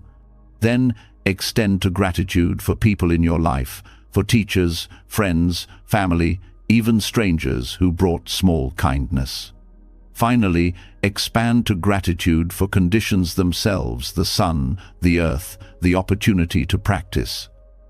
By widening the circle, you fill the heart with warmth that radiates outward. Falling asleep in this state is like being wrapped in light. For those who suffer from insomnia fueled by racing thoughts, gratitude provides a gentle anchor. Instead of battling to silence the mind, you redirect it to appreciation. Each grateful thought displaces a worry. The more sincerely you reflect, the less space remains for anxiety. Over time, the mind learns this pattern, naturally leaning toward gratitude at night rather than agitation. Sleep becomes not only easier, but sweeter, colored by appreciation rather than fear. Nightly gratitude also nurtures resilience. Life inevitably brings pain and uncertainty. But when gratitude is practiced regularly, the mind learns to see blessings even amid difficulty. This resilience carries into the night, protecting sleep from being overwhelmed by despair. A grateful mind can rest even in hardship because it still perceives what is sustaining and supportive. There is also beauty in the ordinariness of gratitude. It does not require rare conditions or elaborate rituals. It requires only attention. A single candle, the taste of water, the quiet of the night. Any of these can become the object of gratitude. This accessibility makes the practice powerful. No matter where you are, gratitude is available. By ending the day with it, you affirm that even in imperfection, life holds gifts. This affirmation brings a softness that welcomes rest. Dreams, too, reflect gratitude. A mind steeped in appreciation is less prone to nightmares. Instead, it produces dreams that mirror joy, connection, and peace. Gratitude shifts the tone of the subconscious, guiding it toward wholesome imagery. Even if dreams are not vivid, the emotional residue upon waking is lighter. This creates a cycle where gratitude at night leads to positive mornings, which in turn make gratitude at night easier. The long-term effect of nightly gratitude is profound. It gradually transforms perception. Instead of focusing on scarcity, the mind begins to notice abundance. Instead of resenting life's imperfections, it appreciates life's gifts. This shift reduces suffering at its root. Buddhism teaches that suffering comes from craving and aversion. Gratitude counters both by fostering contentment. In this way, the nightly practice is not only preparation for rest, but training for liberation. Ultimately, nightly gratitude is an act of compassion for yourself and for others. For yourself, because it frees you from the torment of dissatisfaction. For others, because a grateful heart naturally expresses kindness. When you wake from restful sleep nourished by gratitude, you meet the world with more patience, more generosity. The practice ripples outward, touching not only your nights but the lives of those around you. To rest with gratitude is to close the day in harmony. The mind, instead of carrying the burden of lack, carries the lightness of appreciation. The body, soothed by this emotional state, surrenders easily to rest. Sleep becomes not escape but blessing, not unconsciousness but renewal. In this way, gratitude becomes the bridge between emptiness and fullness, between the letting go of the day and the embrace of the night. Each evening, it offers a karmic reset, allowing you to begin again with a clear heart, ready to meet tomorrow with openness and peace. Ending the day in gratitude empties the heart of its heaviness and fills it with appreciation, allowing rest to come more easily. Yet even when the mind has been softened and the heart has been opened, there are nights when sleep still refuses to arrive. You turn, you wait, you breathe, but the body remains awake. Most people treat these hours as punishment, something to endure until exhaustion finally wins. But Buddhism teaches that even sleeplessness carries wisdom. Insomnia can become a teacher, a hidden dojo where you practice patience, compassion, and tolerance toward yourself when nothing seems to go your way. The suffering of insomnia lies not only in wakefulness but in resistance. The mind says, "Why am I still awake? What is wrong with me? Tomorrow will be ruined." These thoughts pile suffering upon suffering, turning minutes into hours of frustration. But when approached as a teacher, insomnia becomes a training ground. It strips away control and asks you to face yourself without escape. In this way, the sleepless night is not wasted time, but practice in the hardest discipline, patience. Patience in Buddhism is more than waiting. It is the willingness to remain present with discomfort without adding anger or despair. A sleepless night becomes the perfect arena for this training. The bed becomes a cushion, the darkness a meditation hall, the restlessness a koan. Each moment of wakefulness challenges the mind to either fight or surrender. If you choose surrender, you are cultivating patience in its purest form. This patience is not passive resignation, it is active compassion. You learn to hold yourself kindly when the body will not obey, when the mind will not settle. Most people turn sleeplessness into self-blame, saying, "I should be able to sleep." The practice is to replace this with kindness. It is okay to be awake. I will sit with myself gently. This shift transforms torment into training, turning what felt like failure into a teacher of compassion. The lessons of insomnia extend beyond the night. By training in patience during wakeful hours, you become more patient in daily life. The same tolerance you offer yourself at midnight becomes tolerance for others at noon. The irritations of traffic, of conflict, of waiting in line, all become easier when you have faced the long hours of the night without collapsing into despair. In this way, insomnia, though unwelcome, becomes a profound teacher of equanimity. There is also a deep karmic lesson in seeing insomnia as practice. Life itself often refuses to give you what you want when you want it. You demand results, and delays appear. You crave certainty, and uncertainty lingers. Insomnia mirrors this truth. It forces you to sit with not getting what you want. To learn patience here is to prepare yourself for the larger struggles of life. By training in the small dojo of the night, you strengthen yourself for the dojo of existence itself. Another gift of sleeplessness is the opportunity to expand mindfulness.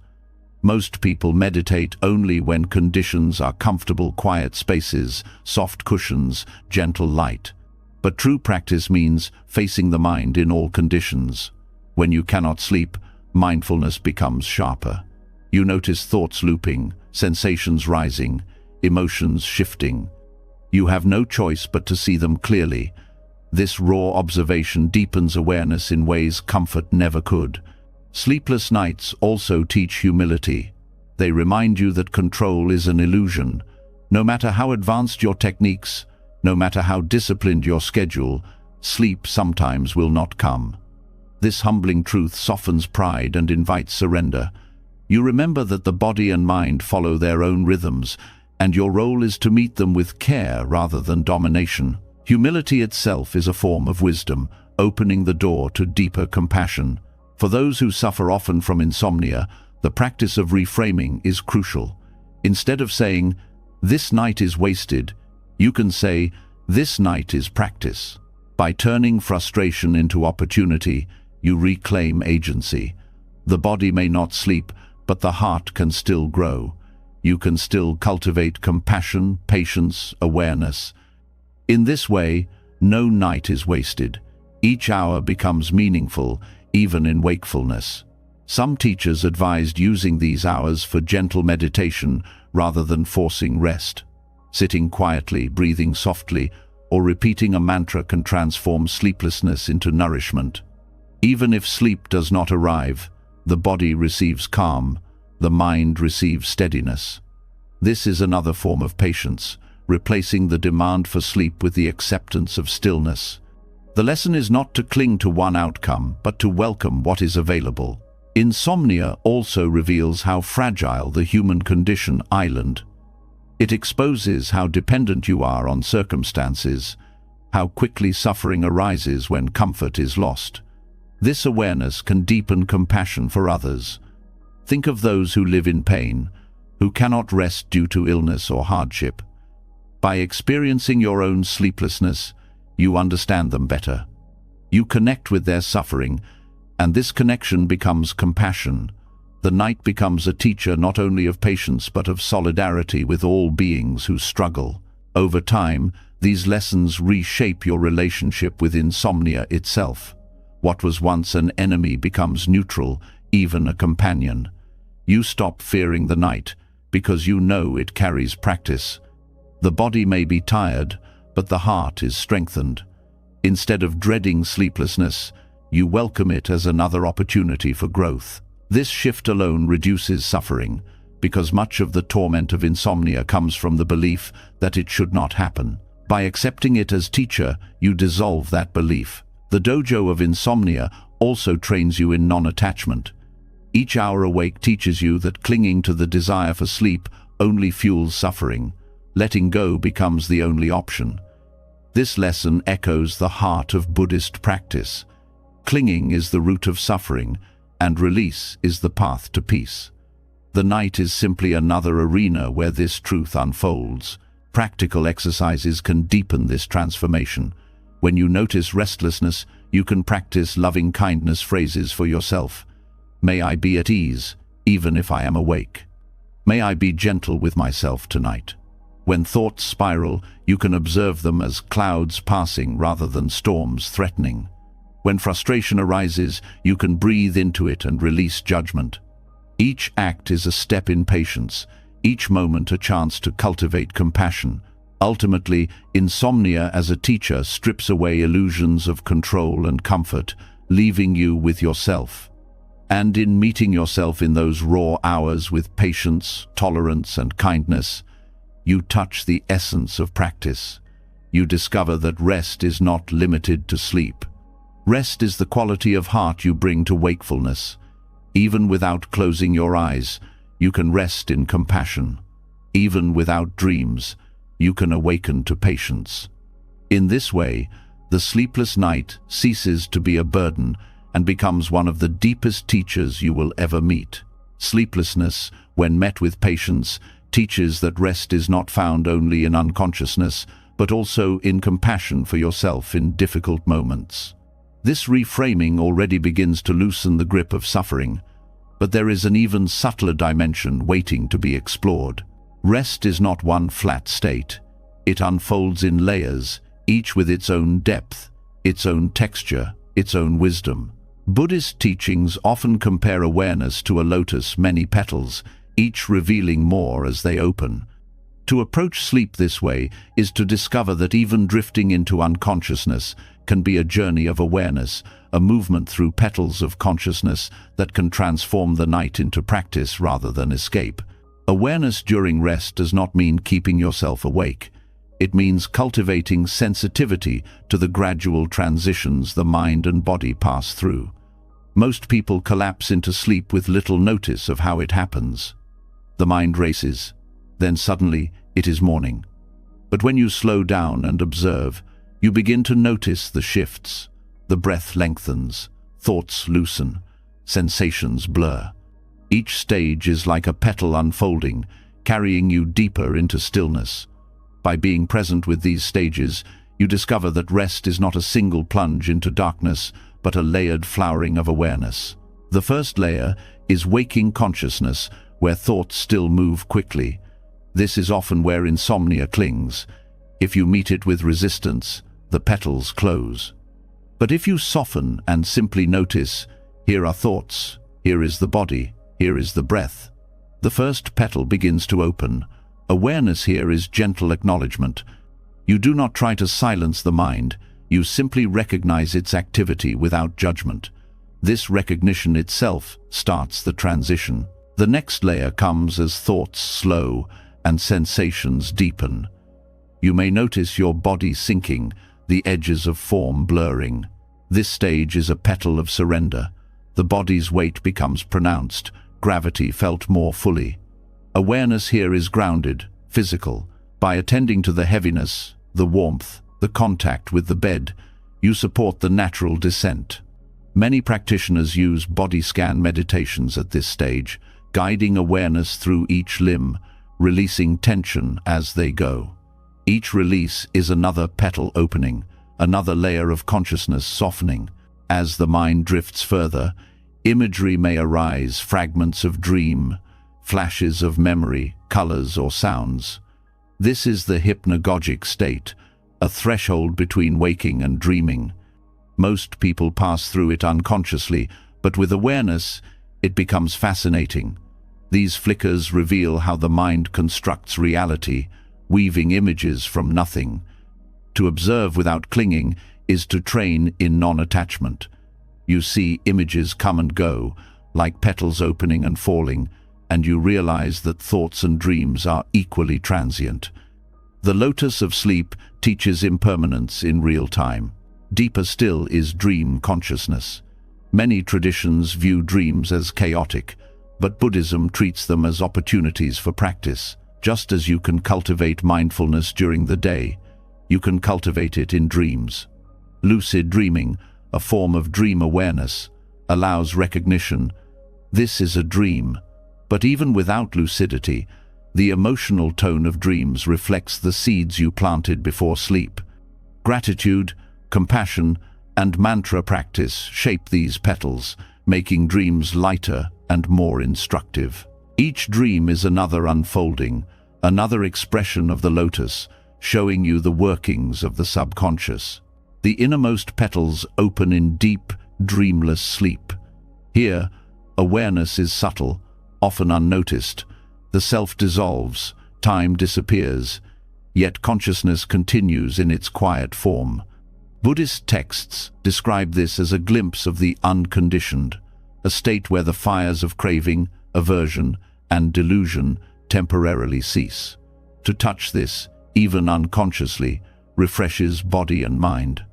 To approach it with awareness is to experience sleep as mini nirvana, a taste of freedom. The lotus is fully open here, radiant in silence. Practicing layered awareness means preparing the mind to notice these shifts. You do not need to remain alert all night. That would defeat rest. Instead, you cultivate mindfulness as you enter sleep. You notice the breath slowing, the body softening, the thoughts drifting. You allow awareness to ride the transitions like a leaf carried on water. If you fall into unconsciousness, that too is fine. The practice is not about control, but about honoring each stage as it comes. This layered approach also changes your relationship with waking during the night. Instead of frustration, you can recognize it as another layer, another petal closing before opening again. Each waking is an opportunity to return to awareness, to reset the mind with compassion, to observe the body's needs. The night becomes less of a battle and more of a cycle, a continuous unfolding of petals in rhythm with breath and silence. The lotus of sleep also carries symbolic depth. In Buddhism, the lotus grows from mud, yet blossoms pure on the surface. Similarly, sleep grows from the mud of fatigue, restlessness, and worldly concerns, yet opens into purity when awareness is present. To practice layered awareness is to see that rest is not dirty or trivial, but sacred, a flowering of consciousness that cleanses the mind. This view transforms how you treat the night, not as wasted hours, but as practice in its own right. Layered awareness also protects against fear of sleep. Many people fear nightmares, fear restlessness, fear losing control. But when you see sleep as petals of awareness, fear softens. You realize each layer is natural, each stage a teaching. You learn to trust the process, just as the lotus trusts the sun to open it. This trust itself is calming, reducing the anxiety that often blocks rest. Over time, practicing awareness through these layers deepens both sleep and waking life. You begin to notice transitions everywhere. The shift from anger to calm, from distraction to focus, from tension to release. You see that all states are layered, all experiences unfolding petal by petal. This recognition makes you more patient, more compassionate, more attuned to the rhythms of change. The lotus of sleep becomes a mirror for the lotus of life. To rest with layered awareness is to honor the journey, not just the destination. Sleep is not only the final collapse into unconsciousness, but the unfolding of petals along the way. Each stage carries wisdom if you are willing to see it. By cultivating this sensitivity, you transform rest into practice and practice into rest. The lotus opens, the mind softens, and in the quiet depth of night, wisdom blooms. Awareness of sleep as a lotus teaches that rest is not a single drop into silence, but a gradual opening of layers, each carrying wisdom. Yet as the petals unfold inward, there is also a need for them to unfold outward. The mind that learns to soften within itself can extend that softness beyond the limits of personal rest. Compassion, cultivated inwardly, finds its natural expression outwardly.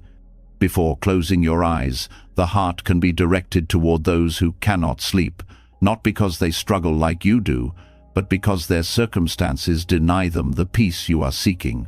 This practice of sending loving kindness to the sleepless world transforms private rest into universal care, creating a peace that transcends the boundaries of your own bed.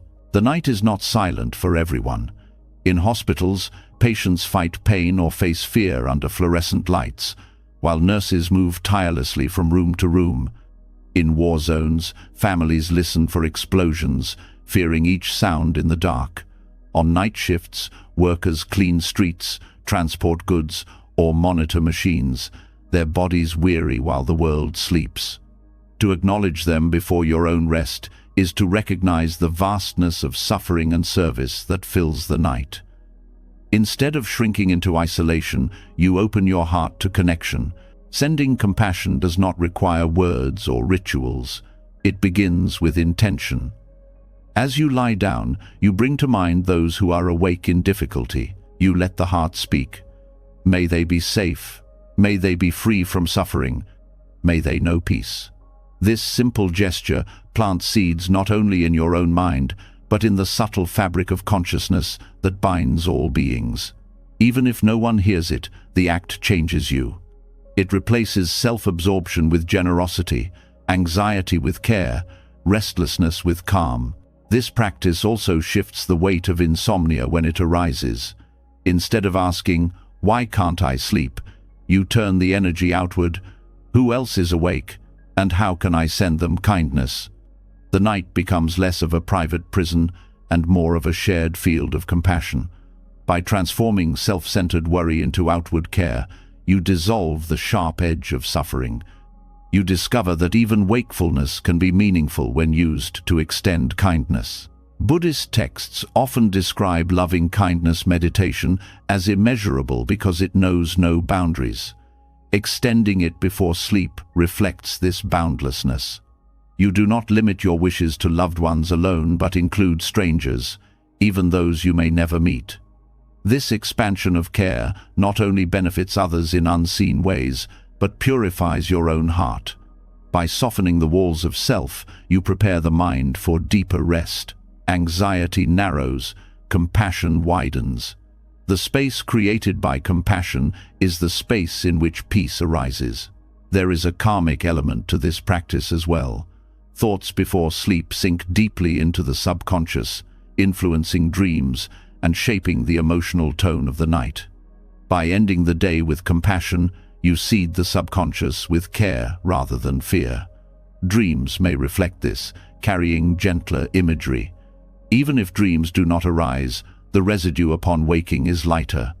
You begin the next day already aligned with compassion, making kindness easier in action. Extending compassion to the sleepless world also nurtures humility. When you remember patients in pain, soldiers on watch, or workers laboring through the night, your own struggles feel less overwhelming. This is not to dismiss your suffering, but to place it in context. Humility eases self-pity, making space for gratitude. Gratitude, in turn, calms the heart and allows rest to come naturally. The practice can be specific or broad. You might bring to mind a friend undergoing treatment, sending them strength. Or you might picture an entire group, refugees seeking safety, caregivers working tirelessly, and bathe them in silent wishes for peace. Whether focused or expansive, the effect is the same. The heart opens, and rest becomes easier. Compassion does not drain energy, it replenishes it. By shifting attention away from worry toward care, you free yourself from the cycle of agitation. There is also beauty in recognizing that compassion is not bound by time or space. You may be lying quietly in your room, yet your heart can touch distant lives. The act itself expands consciousness, dissolving the illusion of separation. In this expansion, you feel less alone. You sleep not as an isolated self, but as part of a vast web of beings, all seeking peace in their own ways.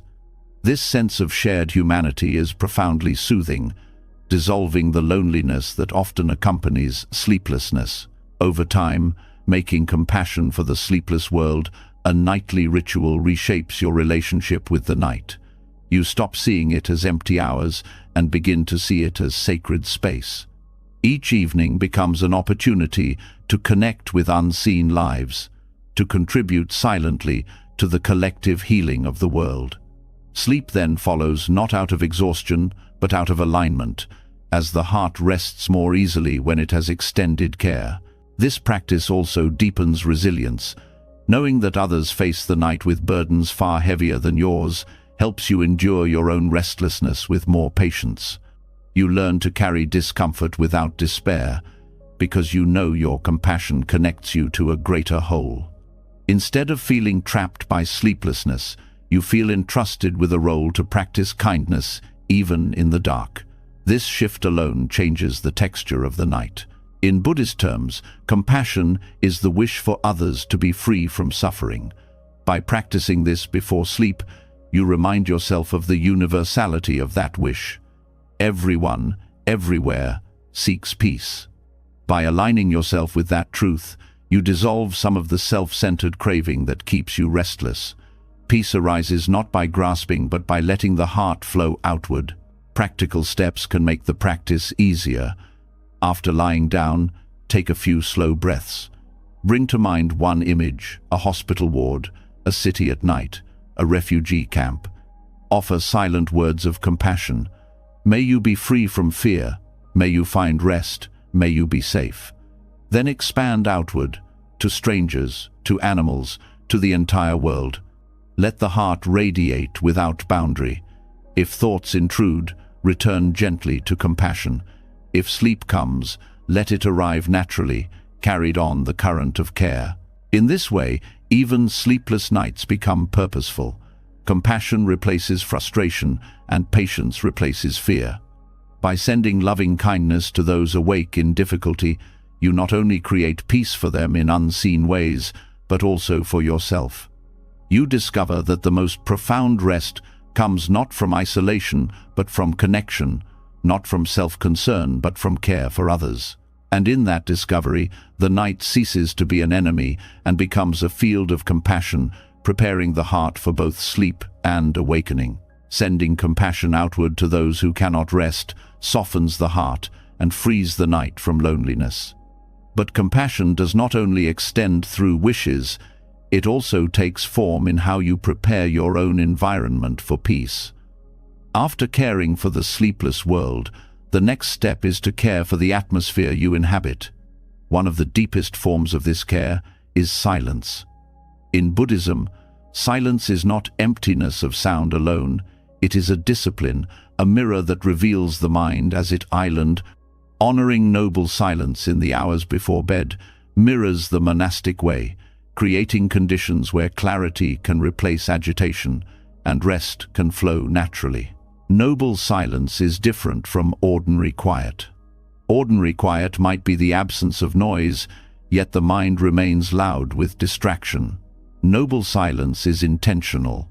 It means restraining speech, choosing not to flood the senses with stimulation, and allowing the heart to settle into stillness.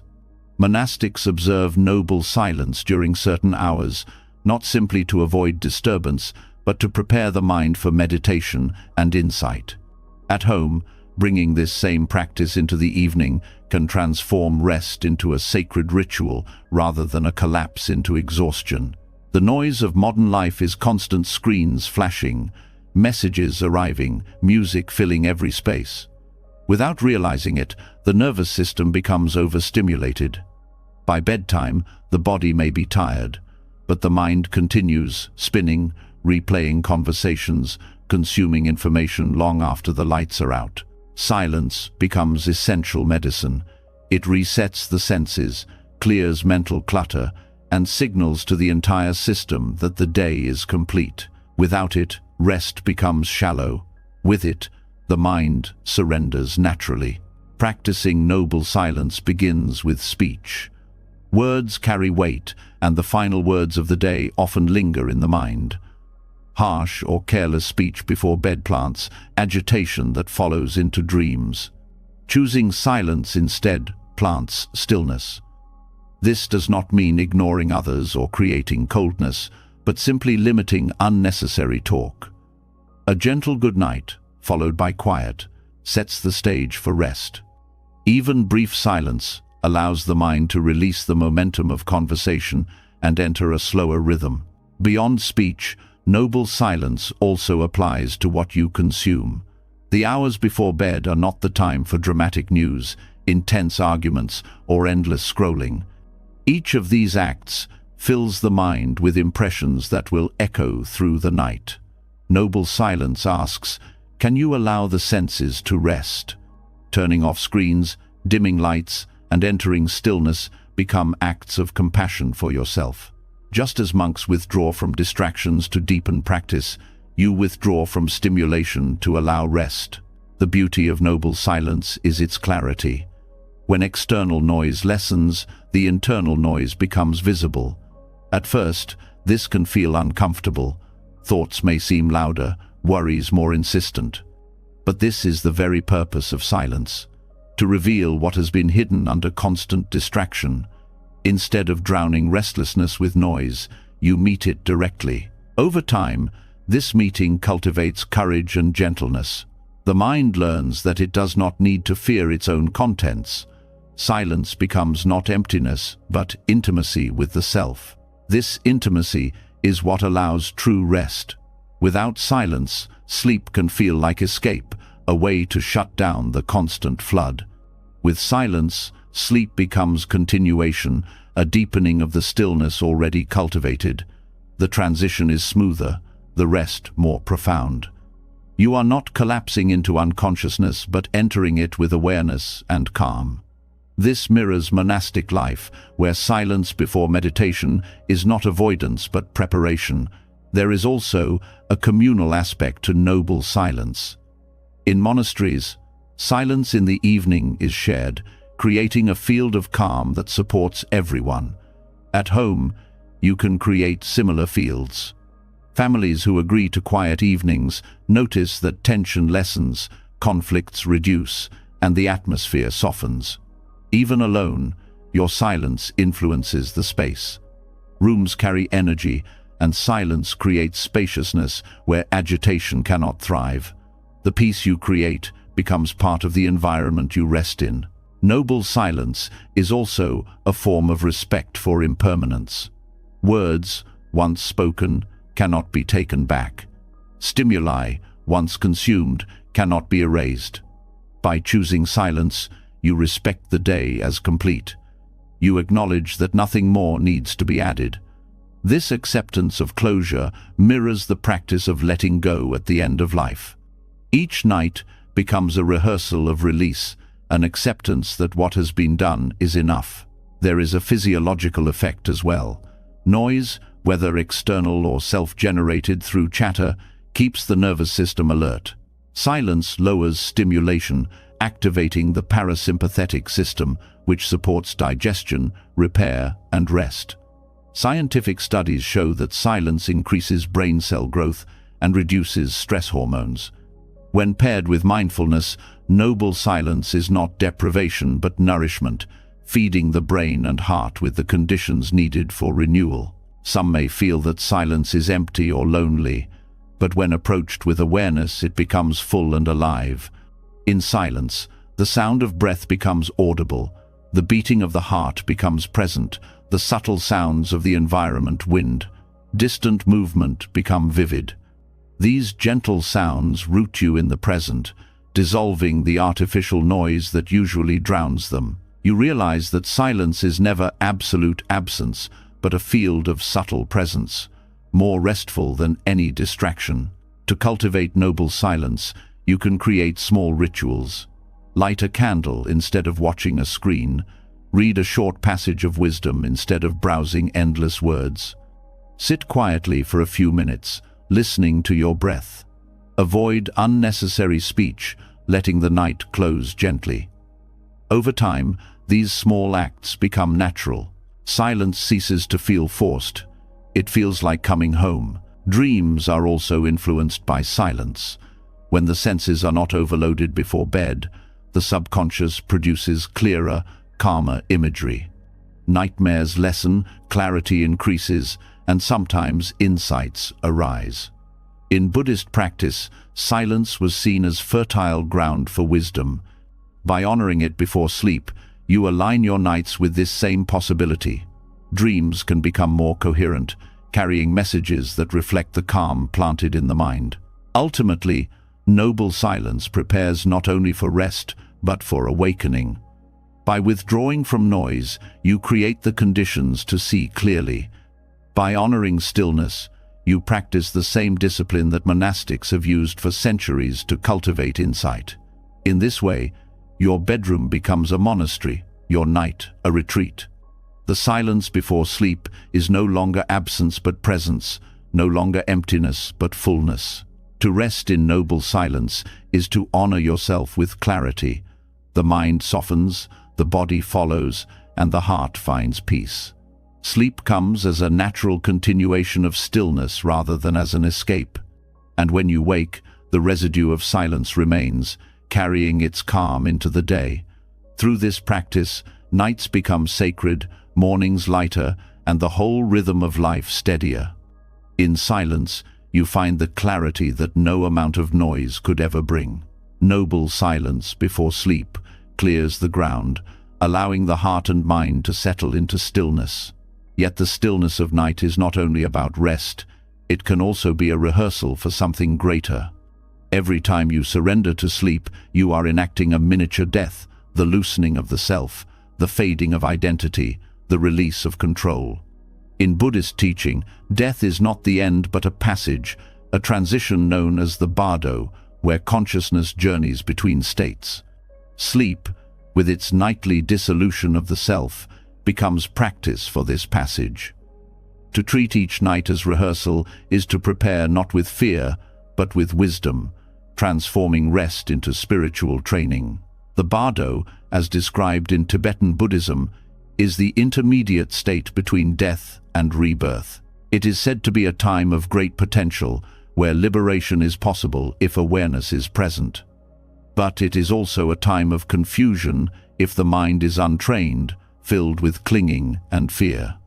Practicing awareness in sleep becomes preparation for meeting death with clarity. Each night, as you let go of the day and sink into unconsciousness, you mirror the process of letting go of life itself. By practicing consciously, you train to release without fear. The connection between sleep and death has long been recognized. Both involve the dissolution of ordinary consciousness. In sleep, the waking self vanishes, replaced by dream or by deep stillness. In death, the same dissolution occurs, but permanently.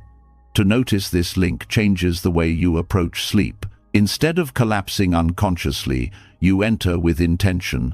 Tonight I practice letting go. Tonight I rehearse death. This attitude softens the fear of both sleep and death, transforming them into gateways rather than threats. This practice begins with awareness at the threshold of sleep. As you feel the body sinking, the breath slowing, the self loosening, you remind yourself, this is a rehearsal. You notice the resistance, the desire to hold on to thought, identity, control, and gently release it. Each release is training, each surrender a strengthening of the ability to let go. Over time, the mind learns to trust the process, to meet dissolution not with panic, but with acceptance. Dreams also become part of this training. In the Bardo, it is said that the mind projects visions shaped by karma. In dreams, the same occurs. Images arise, vivid and convincing, yet insubstantial. To practice awareness in dreams, whether lucid or simply mindful upon waking, is to train for the visions of the Bardo. You learn not to cling, not to fear, not to mistake appearance for solid reality.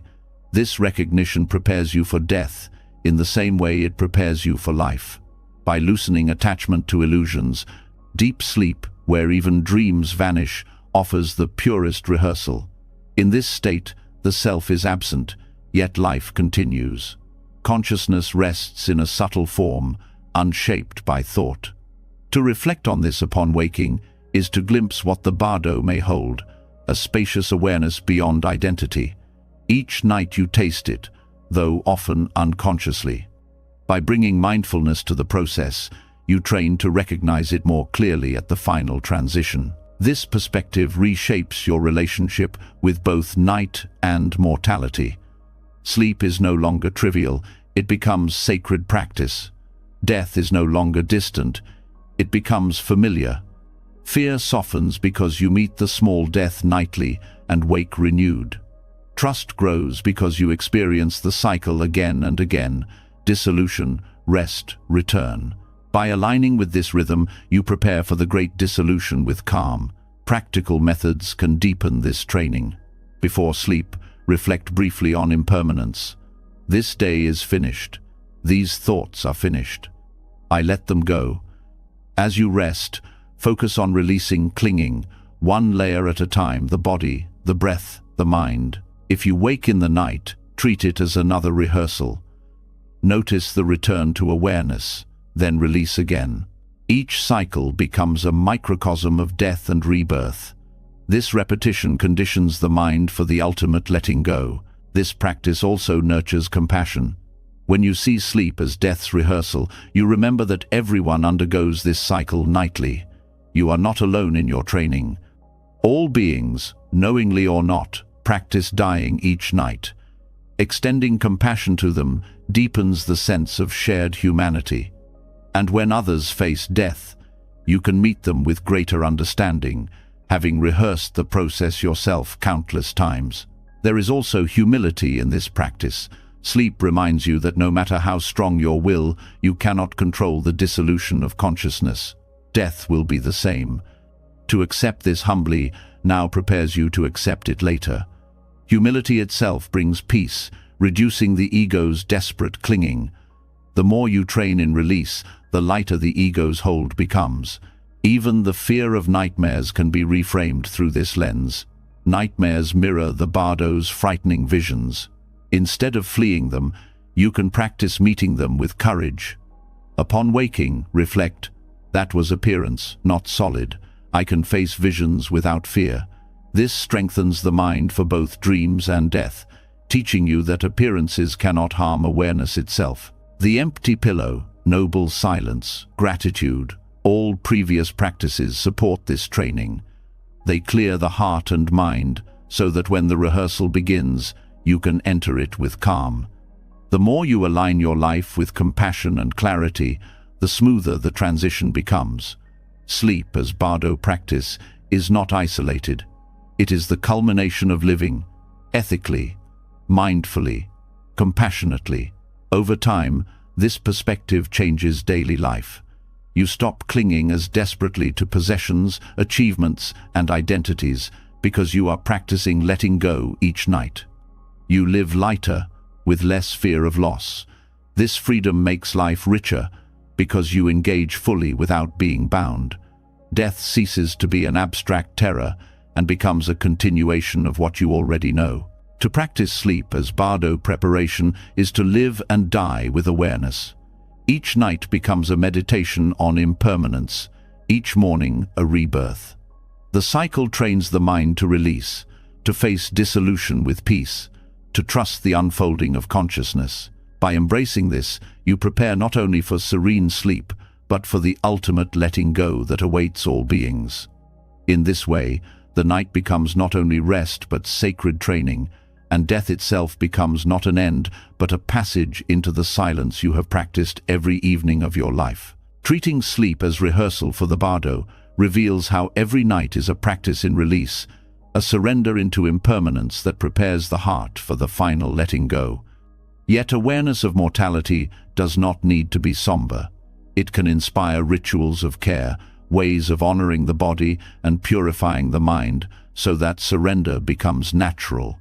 One of the most profound yet often overlooked practices is ritual cleansing before rest. In Buddhist temples, evening bathing was never only about hygiene. It was a form of purification, washing away not just dust and sweat, but also the subtle karmic residue of the day. Bringing this wisdom into nightly life turns bathing into a sacred act, one that prepares body and mind to enter sleep with clarity and peace. Water has always carried symbolic power. It dissolves, it cleanses, it renews. In Buddhist teaching, water represents purity and the flow of impermanence. Just as a river never holds the same water twice, the self never holds the same identity from moment to moment. Bathing before sleep becomes a reminder of this truth. The day is gone, its impressions washed away, and a new state begins. This act is more than comfort, it is ritual closure, drawing a line between what has passed and what is ready to dissolve into rest. Monastics treated bathing with mindfulness. Each movement was slow, each gesture deliberate. Soap was not lathered absent-mindedly but applied with awareness, cleansing the hands not only of dirt but of harmful actions, cleansing the mouth not only of taste but of unwholesome speech, cleansing the face not only of sweat but of masks worn in daily interactions. Each part of the body became a focus for reflection, releasing both physical residue and karmic impressions. By the time the ritual was complete, the practitioner felt not only clean but renewed, ready to enter the silence of night without burden. In daily life, this ritual can be adapted without complexity. As water touches the skin, you bring intention. I release the residue of the day. I release anger, worry, and harm. The warmth softens muscles, the coolness awakens clarity. The flow itself becomes a meditation on impermanence. Instead of rushing through bathing, you linger with awareness. Each drop of water is seen as a teacher, reminding you that nothing clings forever. This deliberate practice aligns the body with the mind, ensuring both are prepared for rest. There is also a psychological effect. The body associates bathing with renewal. When practiced consistently, the ritual becomes a signal, telling the nervous system it is time to transition from activity to stillness. This is why many temples scheduled bathing in the evening. It marked the end of service, the beginning of silence. For lay practitioners, the same rhythm can apply. Cleansing the body becomes a cue for the mind, easing the transition into sleep. Beyond the physical, ritual bathing touches the emotional. The day leaves impressions not only on the skin but on the heart. Words exchanged, tasks left unfinished, emotions stirred, these cling like unseen dust. To bathe with awareness is to symbolically wash them away. With each rinse, you release resentment. With each breath of steam, you release guilt. With each drop sliding off your skin, you release tension. The act itself becomes forgiveness, a way of not carrying the day's burdens into the night. The practice can be expanded with visualizations. As water flows, picture it carrying away negative energy, dissolving patterns of clinging, cleansing karmic residue.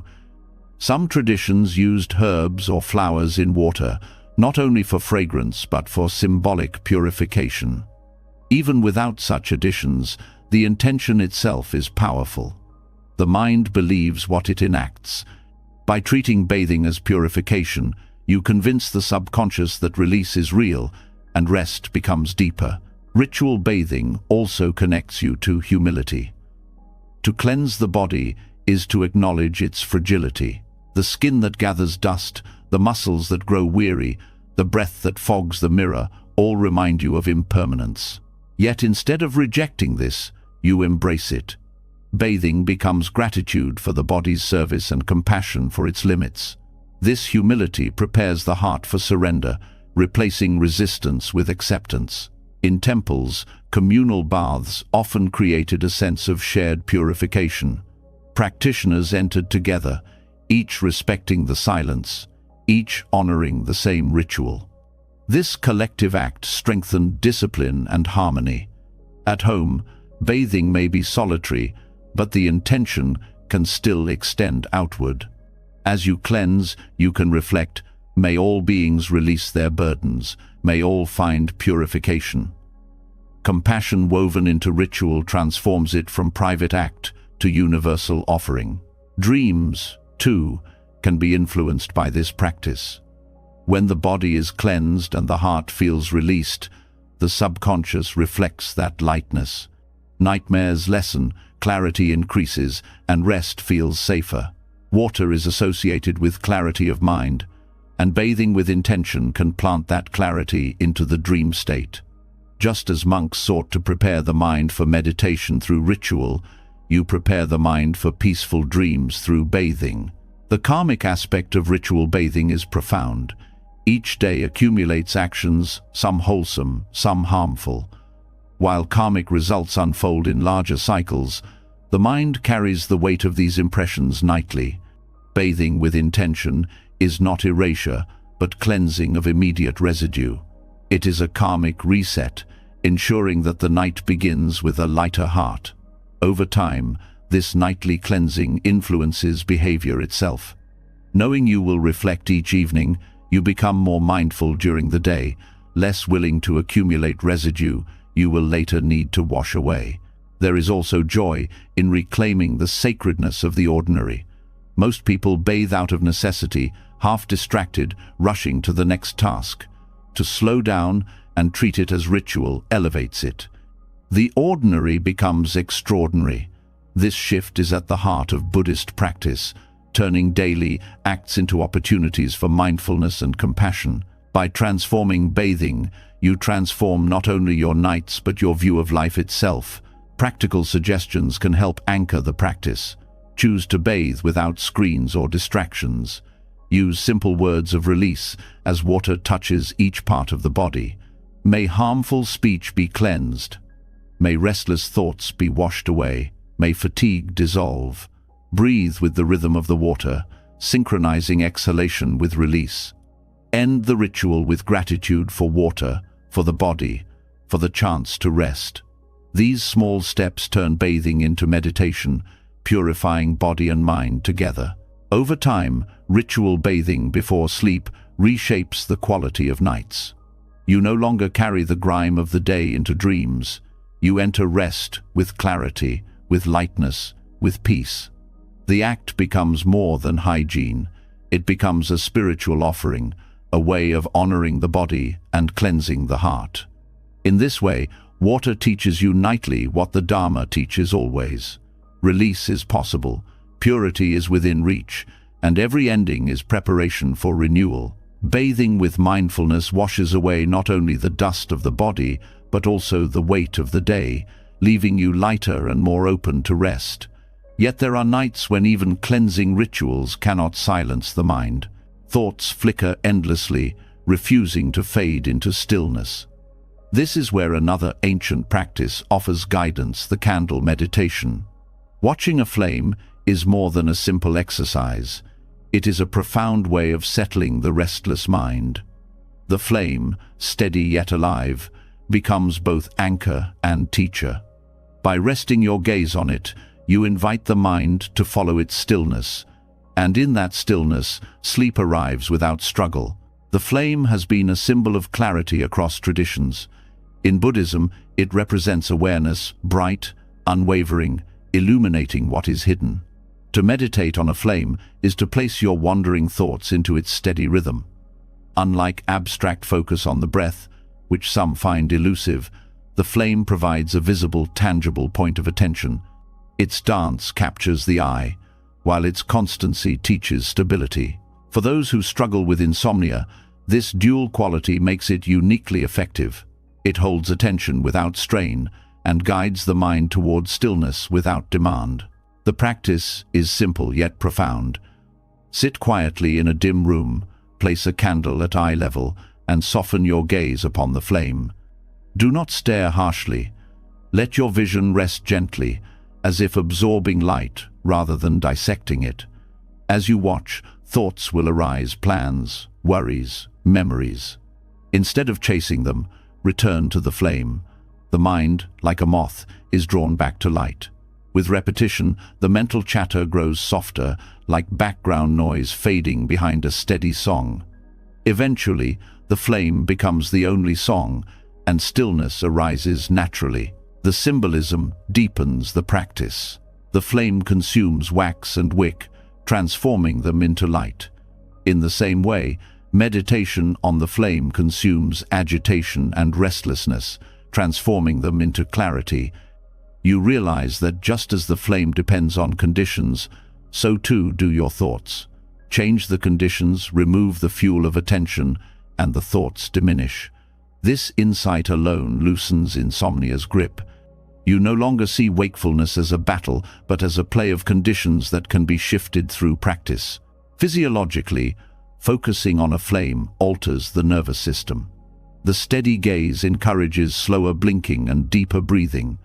The nervous system interprets these signals as safety, reducing stress hormones. This is why many report a profound calm after even a few minutes of candle meditation. It is not only psychological, it is embodied. The body itself begins to mirror the flame, steady, rhythmic, unhurried. For someone trapped in cycles of insomnia, this embodied calm is invaluable. The flame also carries a lesson in impermanence. Watch closely, and you will see it is never still. It flickers, bends, brightens, dims. Yet through all its changes, it remains a flame. This reflects the nature of awareness. Thoughts, emotions, and sensations shift constantly, but awareness persists.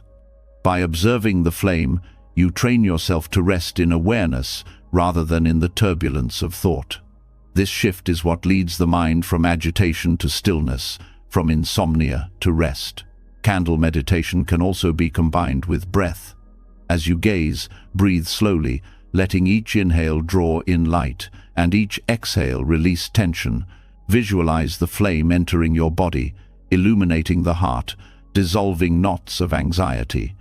With each breath, you become more like the flame, clear, steady, luminous.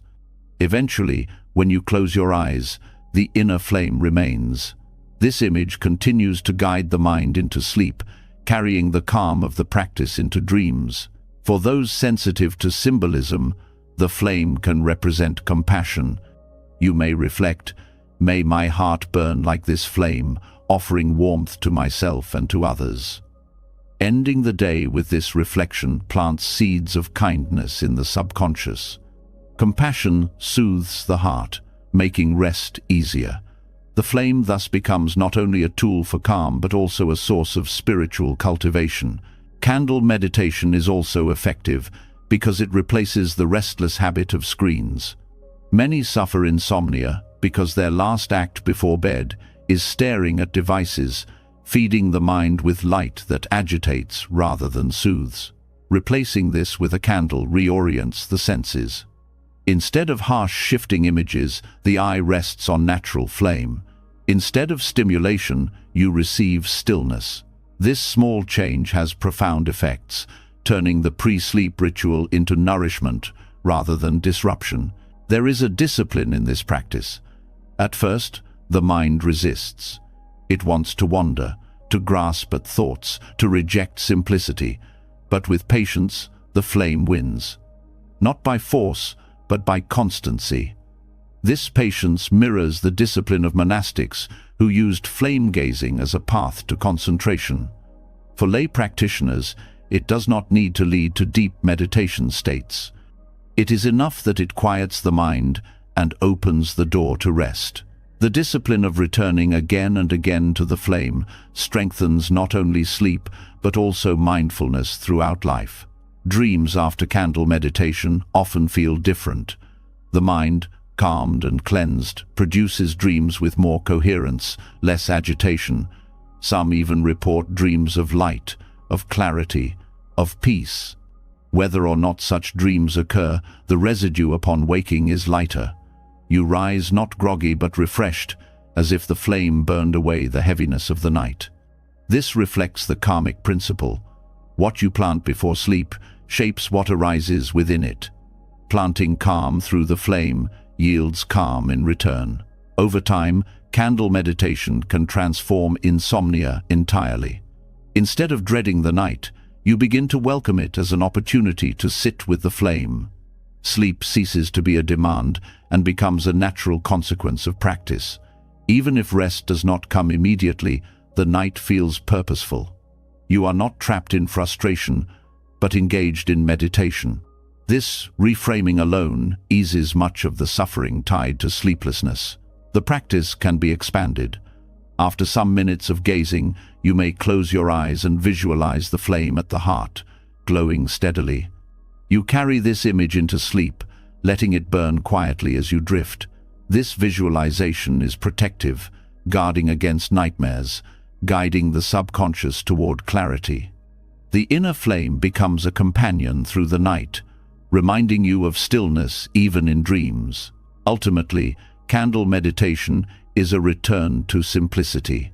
A single flame, steady in the dark, has the power to quiet the storm of the mind. It requires no complexity, no tools beyond awareness, no effort beyond returning. In its light, insomnia loses its grip and rest flows naturally.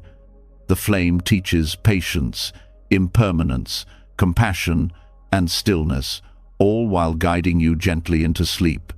In honoring this practice, you rediscover what has always been true. Peace is not hidden but present, waiting to be seen in the simplest of things. The flame teaches calm by drawing the mind into focus, its gentle steadiness, dissolving restlessness and preparing the heart for surrender. But even when the mind quiets, the environment you rest in holds enormous influence.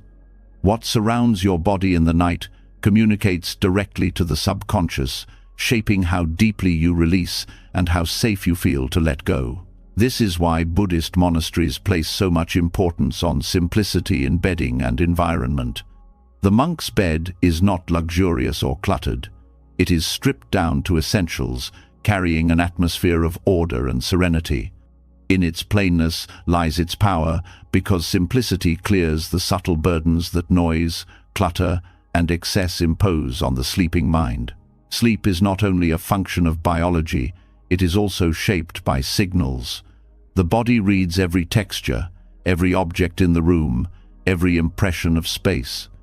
A messy environment whispers of unfinished business, of chaos unresolved. Ornate surroundings often spark attachment and desire.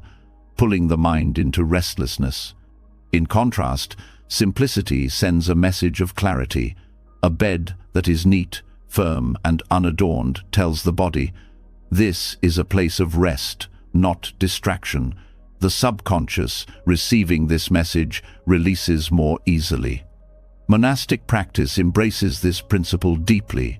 A monk's bed often consists of a thin mattress or mat, a plain sheet, and a simple blanket. The surrounding space is uncluttered, with few possessions. This austerity is not deprivation, but training. It teaches that comfort does not require excess, that rest arises not from abundance, but from alignment. For the monk, the bed is not an indulgence, but a tool of practice, a place where body and mind release into simplicity. In daily life, you can adopt this principle without replicating monastic austerity. The essence is not hardness, but clarity. Ask, does your bedding invite rest, or does it stimulate attachment? Piles of pillows, tangled sheets, overly ornate decor, all of these may seem comforting, but often stir subconscious agitation. Simplifying your sleep environment to the essentials, a supportive mattress, clean sheets, a single or few pillows reduces these subtle disturbances. The environment becomes like the mind of meditation, clear, stable, uncluttered. Simplicity also affects how you meet the morning. A messy bed carries forward into the day, whispering of disorder. A simple, neatly arranged bed supports discipline. This is why many monastics make their beds with precision, treating the act as part of practice. To rise and leave behind order is to carry clarity into the day. To end the day with order is to invite serenity into the night. The rhythm becomes cyclical. Simplicity at night shapes simplicity in life, and simplicity in life shapes rest at night. There is also psychological freedom in simplicity. Excess in the sleep environment often reflects and reinforces attachment. Luxurious bedding may provide temporary pleasure, but it trains the mind to crave conditions, to believe rest is impossible without them. Monastic simplicity breaks this chain, teaching that rest is not dependent on abundance. By simplifying your environment, you teach your subconscious that peace is accessible without excess. This reduces craving and strengthens resilience, making rest more reliable. The monk's bed also symbolizes impermanence. It is not designed to hold attachments. It is designed to support the body as it rests and then dissolves into the next day. By practicing with a simple bed, monks are reminded that life itself is temporary, that comfort cannot be clung to. Bringing this symbolism into your own life changes how you view rest. The bed is no longer a throne of indulgence, but a resting place in the flow of impermanence. This perspective alone can dissolve the anxieties that keep you awake. Practical adjustments bring this wisdom into modern life. Keep the sleep space free from clutter. Remove objects that carry emotional weight or distraction. Use natural, breathable fabrics that support rest without indulgence. Keep colors simple, favoring calming tones over bright patterns. Treat the act of preparing the bed as ritual, smoothing sheets with care, aligning pillows with intention. Each gesture becomes meditation, reminding the body that it is entering a space of clarity. The discipline of simplicity also guards against overstimulation. Many people bring work, devices, or even meals into the bed, transforming it into a place of activity rather than rest. The subconscious then associates the bed with stimulation rather than release. Monastic discipline avoids this confusion. The bed is for rest, nothing more. By adopting this discipline, you retrain the mind. The moment you lie down, the body knows, this is rest time. The association strengthens over time, making sleep smoother and deeper. Simplicity in the sleeping environment also mirrors the inner simplicity you cultivate through meditation. Just as you strip away distractions in the mind to rest in awareness, you strip away distractions in the environment to rest in the body. The outer space reflects the inner state. Clutter outside fuels clutter inside. Order outside nurtures order inside. The monk's bed is therefore not only furniture, but a mirror of practice. Dreams, too, respond to environment. A cluttered room often produces chaotic dreams filled with unresolved fragments. A clear, simple space produces calmer dreams, reflecting the peace of the environment. This is another way in which environment influences subconscious activity. By simplifying what surrounds you, you shape what arises within you. The night becomes less turbulent, the mind less burdened. Over time, adopting simplicity in bedding and environment reshapes your relationship with rest itself. You begin to see that peace does not require abundance. You no longer cling to comfort as a possession, but recognize it as a natural state that arises when conditions are clear. This recognition is liberating. It reduces anxiety, increases resilience, and deepens rest. It is a lesson carried into all of life. The less you cling, the lighter you live. The monk's bed, in its quiet austerity, teaches serenity through absence. Absence of clutter, absence of indulgence, absence of distraction. Yet in that absence is fullness, fullness of clarity, of peace, of rest. To simplify your own sleeping environment is to honor this wisdom. It is to create a sanctuary not built on excess but on essence. In that sanctuary, the mind rests as naturally as the body, and sleep becomes not struggle but surrender. Simplicity in the bed and environment clears the ground for serenity, removing the clutter that unsettles the subconscious. Yet even when the space is uncluttered, the way the body is placed in rest matters deeply. The posture you take is not only physical but symbolic. It shapes breath, circulation, and the tone of the mind. Buddhist tradition teaches that the body is never neutral. It influences thought, emotion, and energy flow. This is why monks were instructed to sleep in particular ways, with the lion's posture being the most renowned. Such sacred postures were seen not merely as healthy alignments, but as practices in themselves, supporting calmness, mindfulness, and even the cultivation of dreamless, restorative rest. The lion's posture, described in early Buddhist texts, involves lying on the right side with the right hand supporting the head, the left hand resting along the body, and the legs slightly bent. The Buddha himself was said to have lain this way in his final passing into nirvana. This association gave the posture profound spiritual weight, linking it to dignity, composure, and mindfulness even in the face of death. By adopting it nightly, practitioners align not only with physical well-being, but with a tradition of mindful surrender. From a physiological perspective, the posture has clear benefits. Lying on the right side aids digestion, reduces strain on the heart, and supports optimal circulation during rest.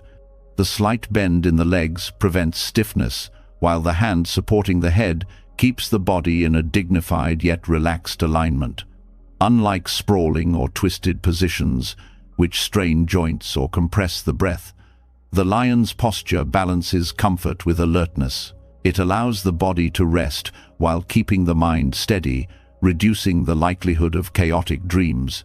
But the posture's significance goes beyond biology. It embodies mindfulness. By choosing to place the body intentionally rather than collapsing into random positions, you begin rest with awareness. The posture becomes a gesture of respect toward the body, toward the night, toward life itself. This intention carries into the mind, shaping the quality of rest.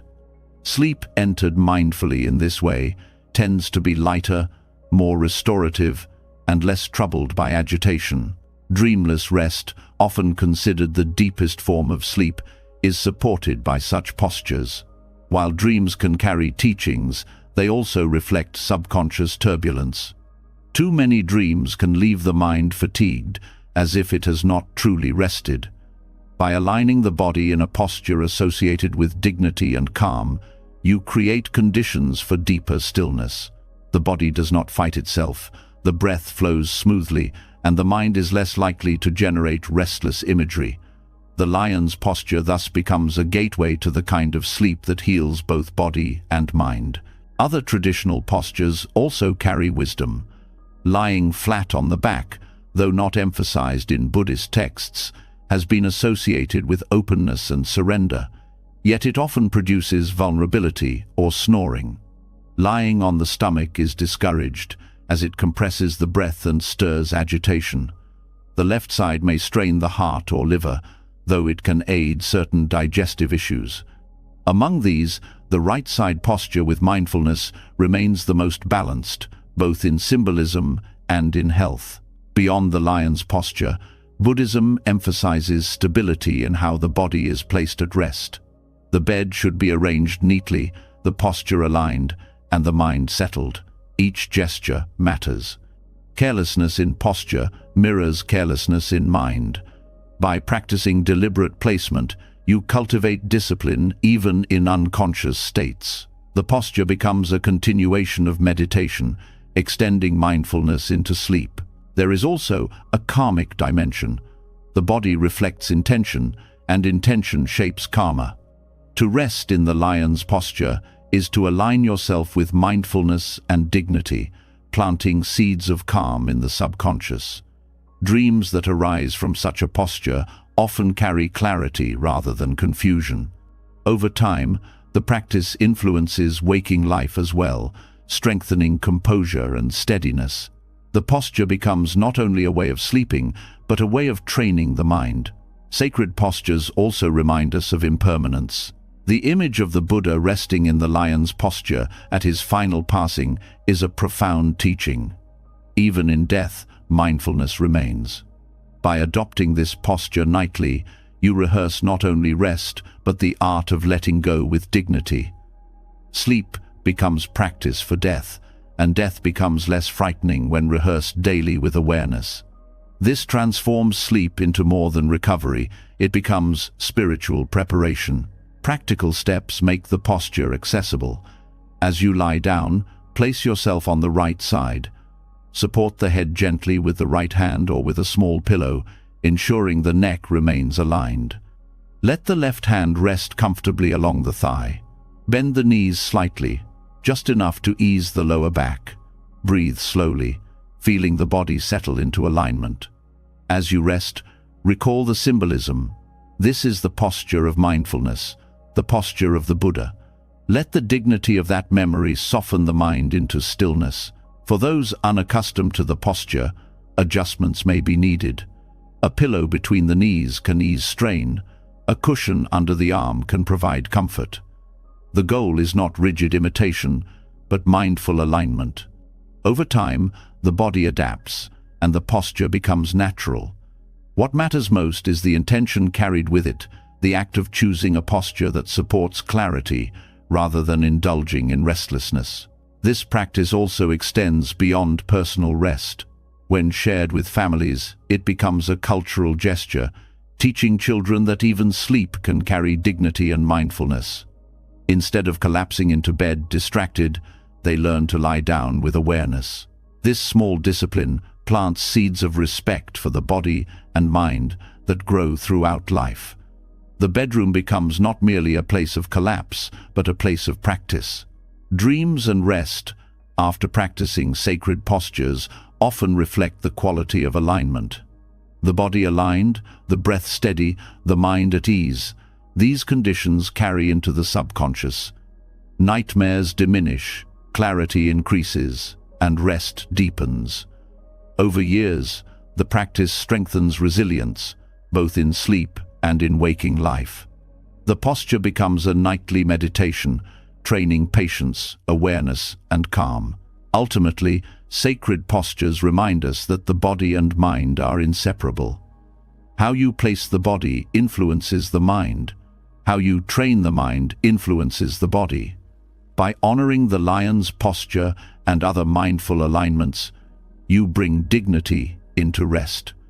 You transform the act of lying down into an act of practice. Sleep ceases to be unconscious collapse and becomes a continuation of the path.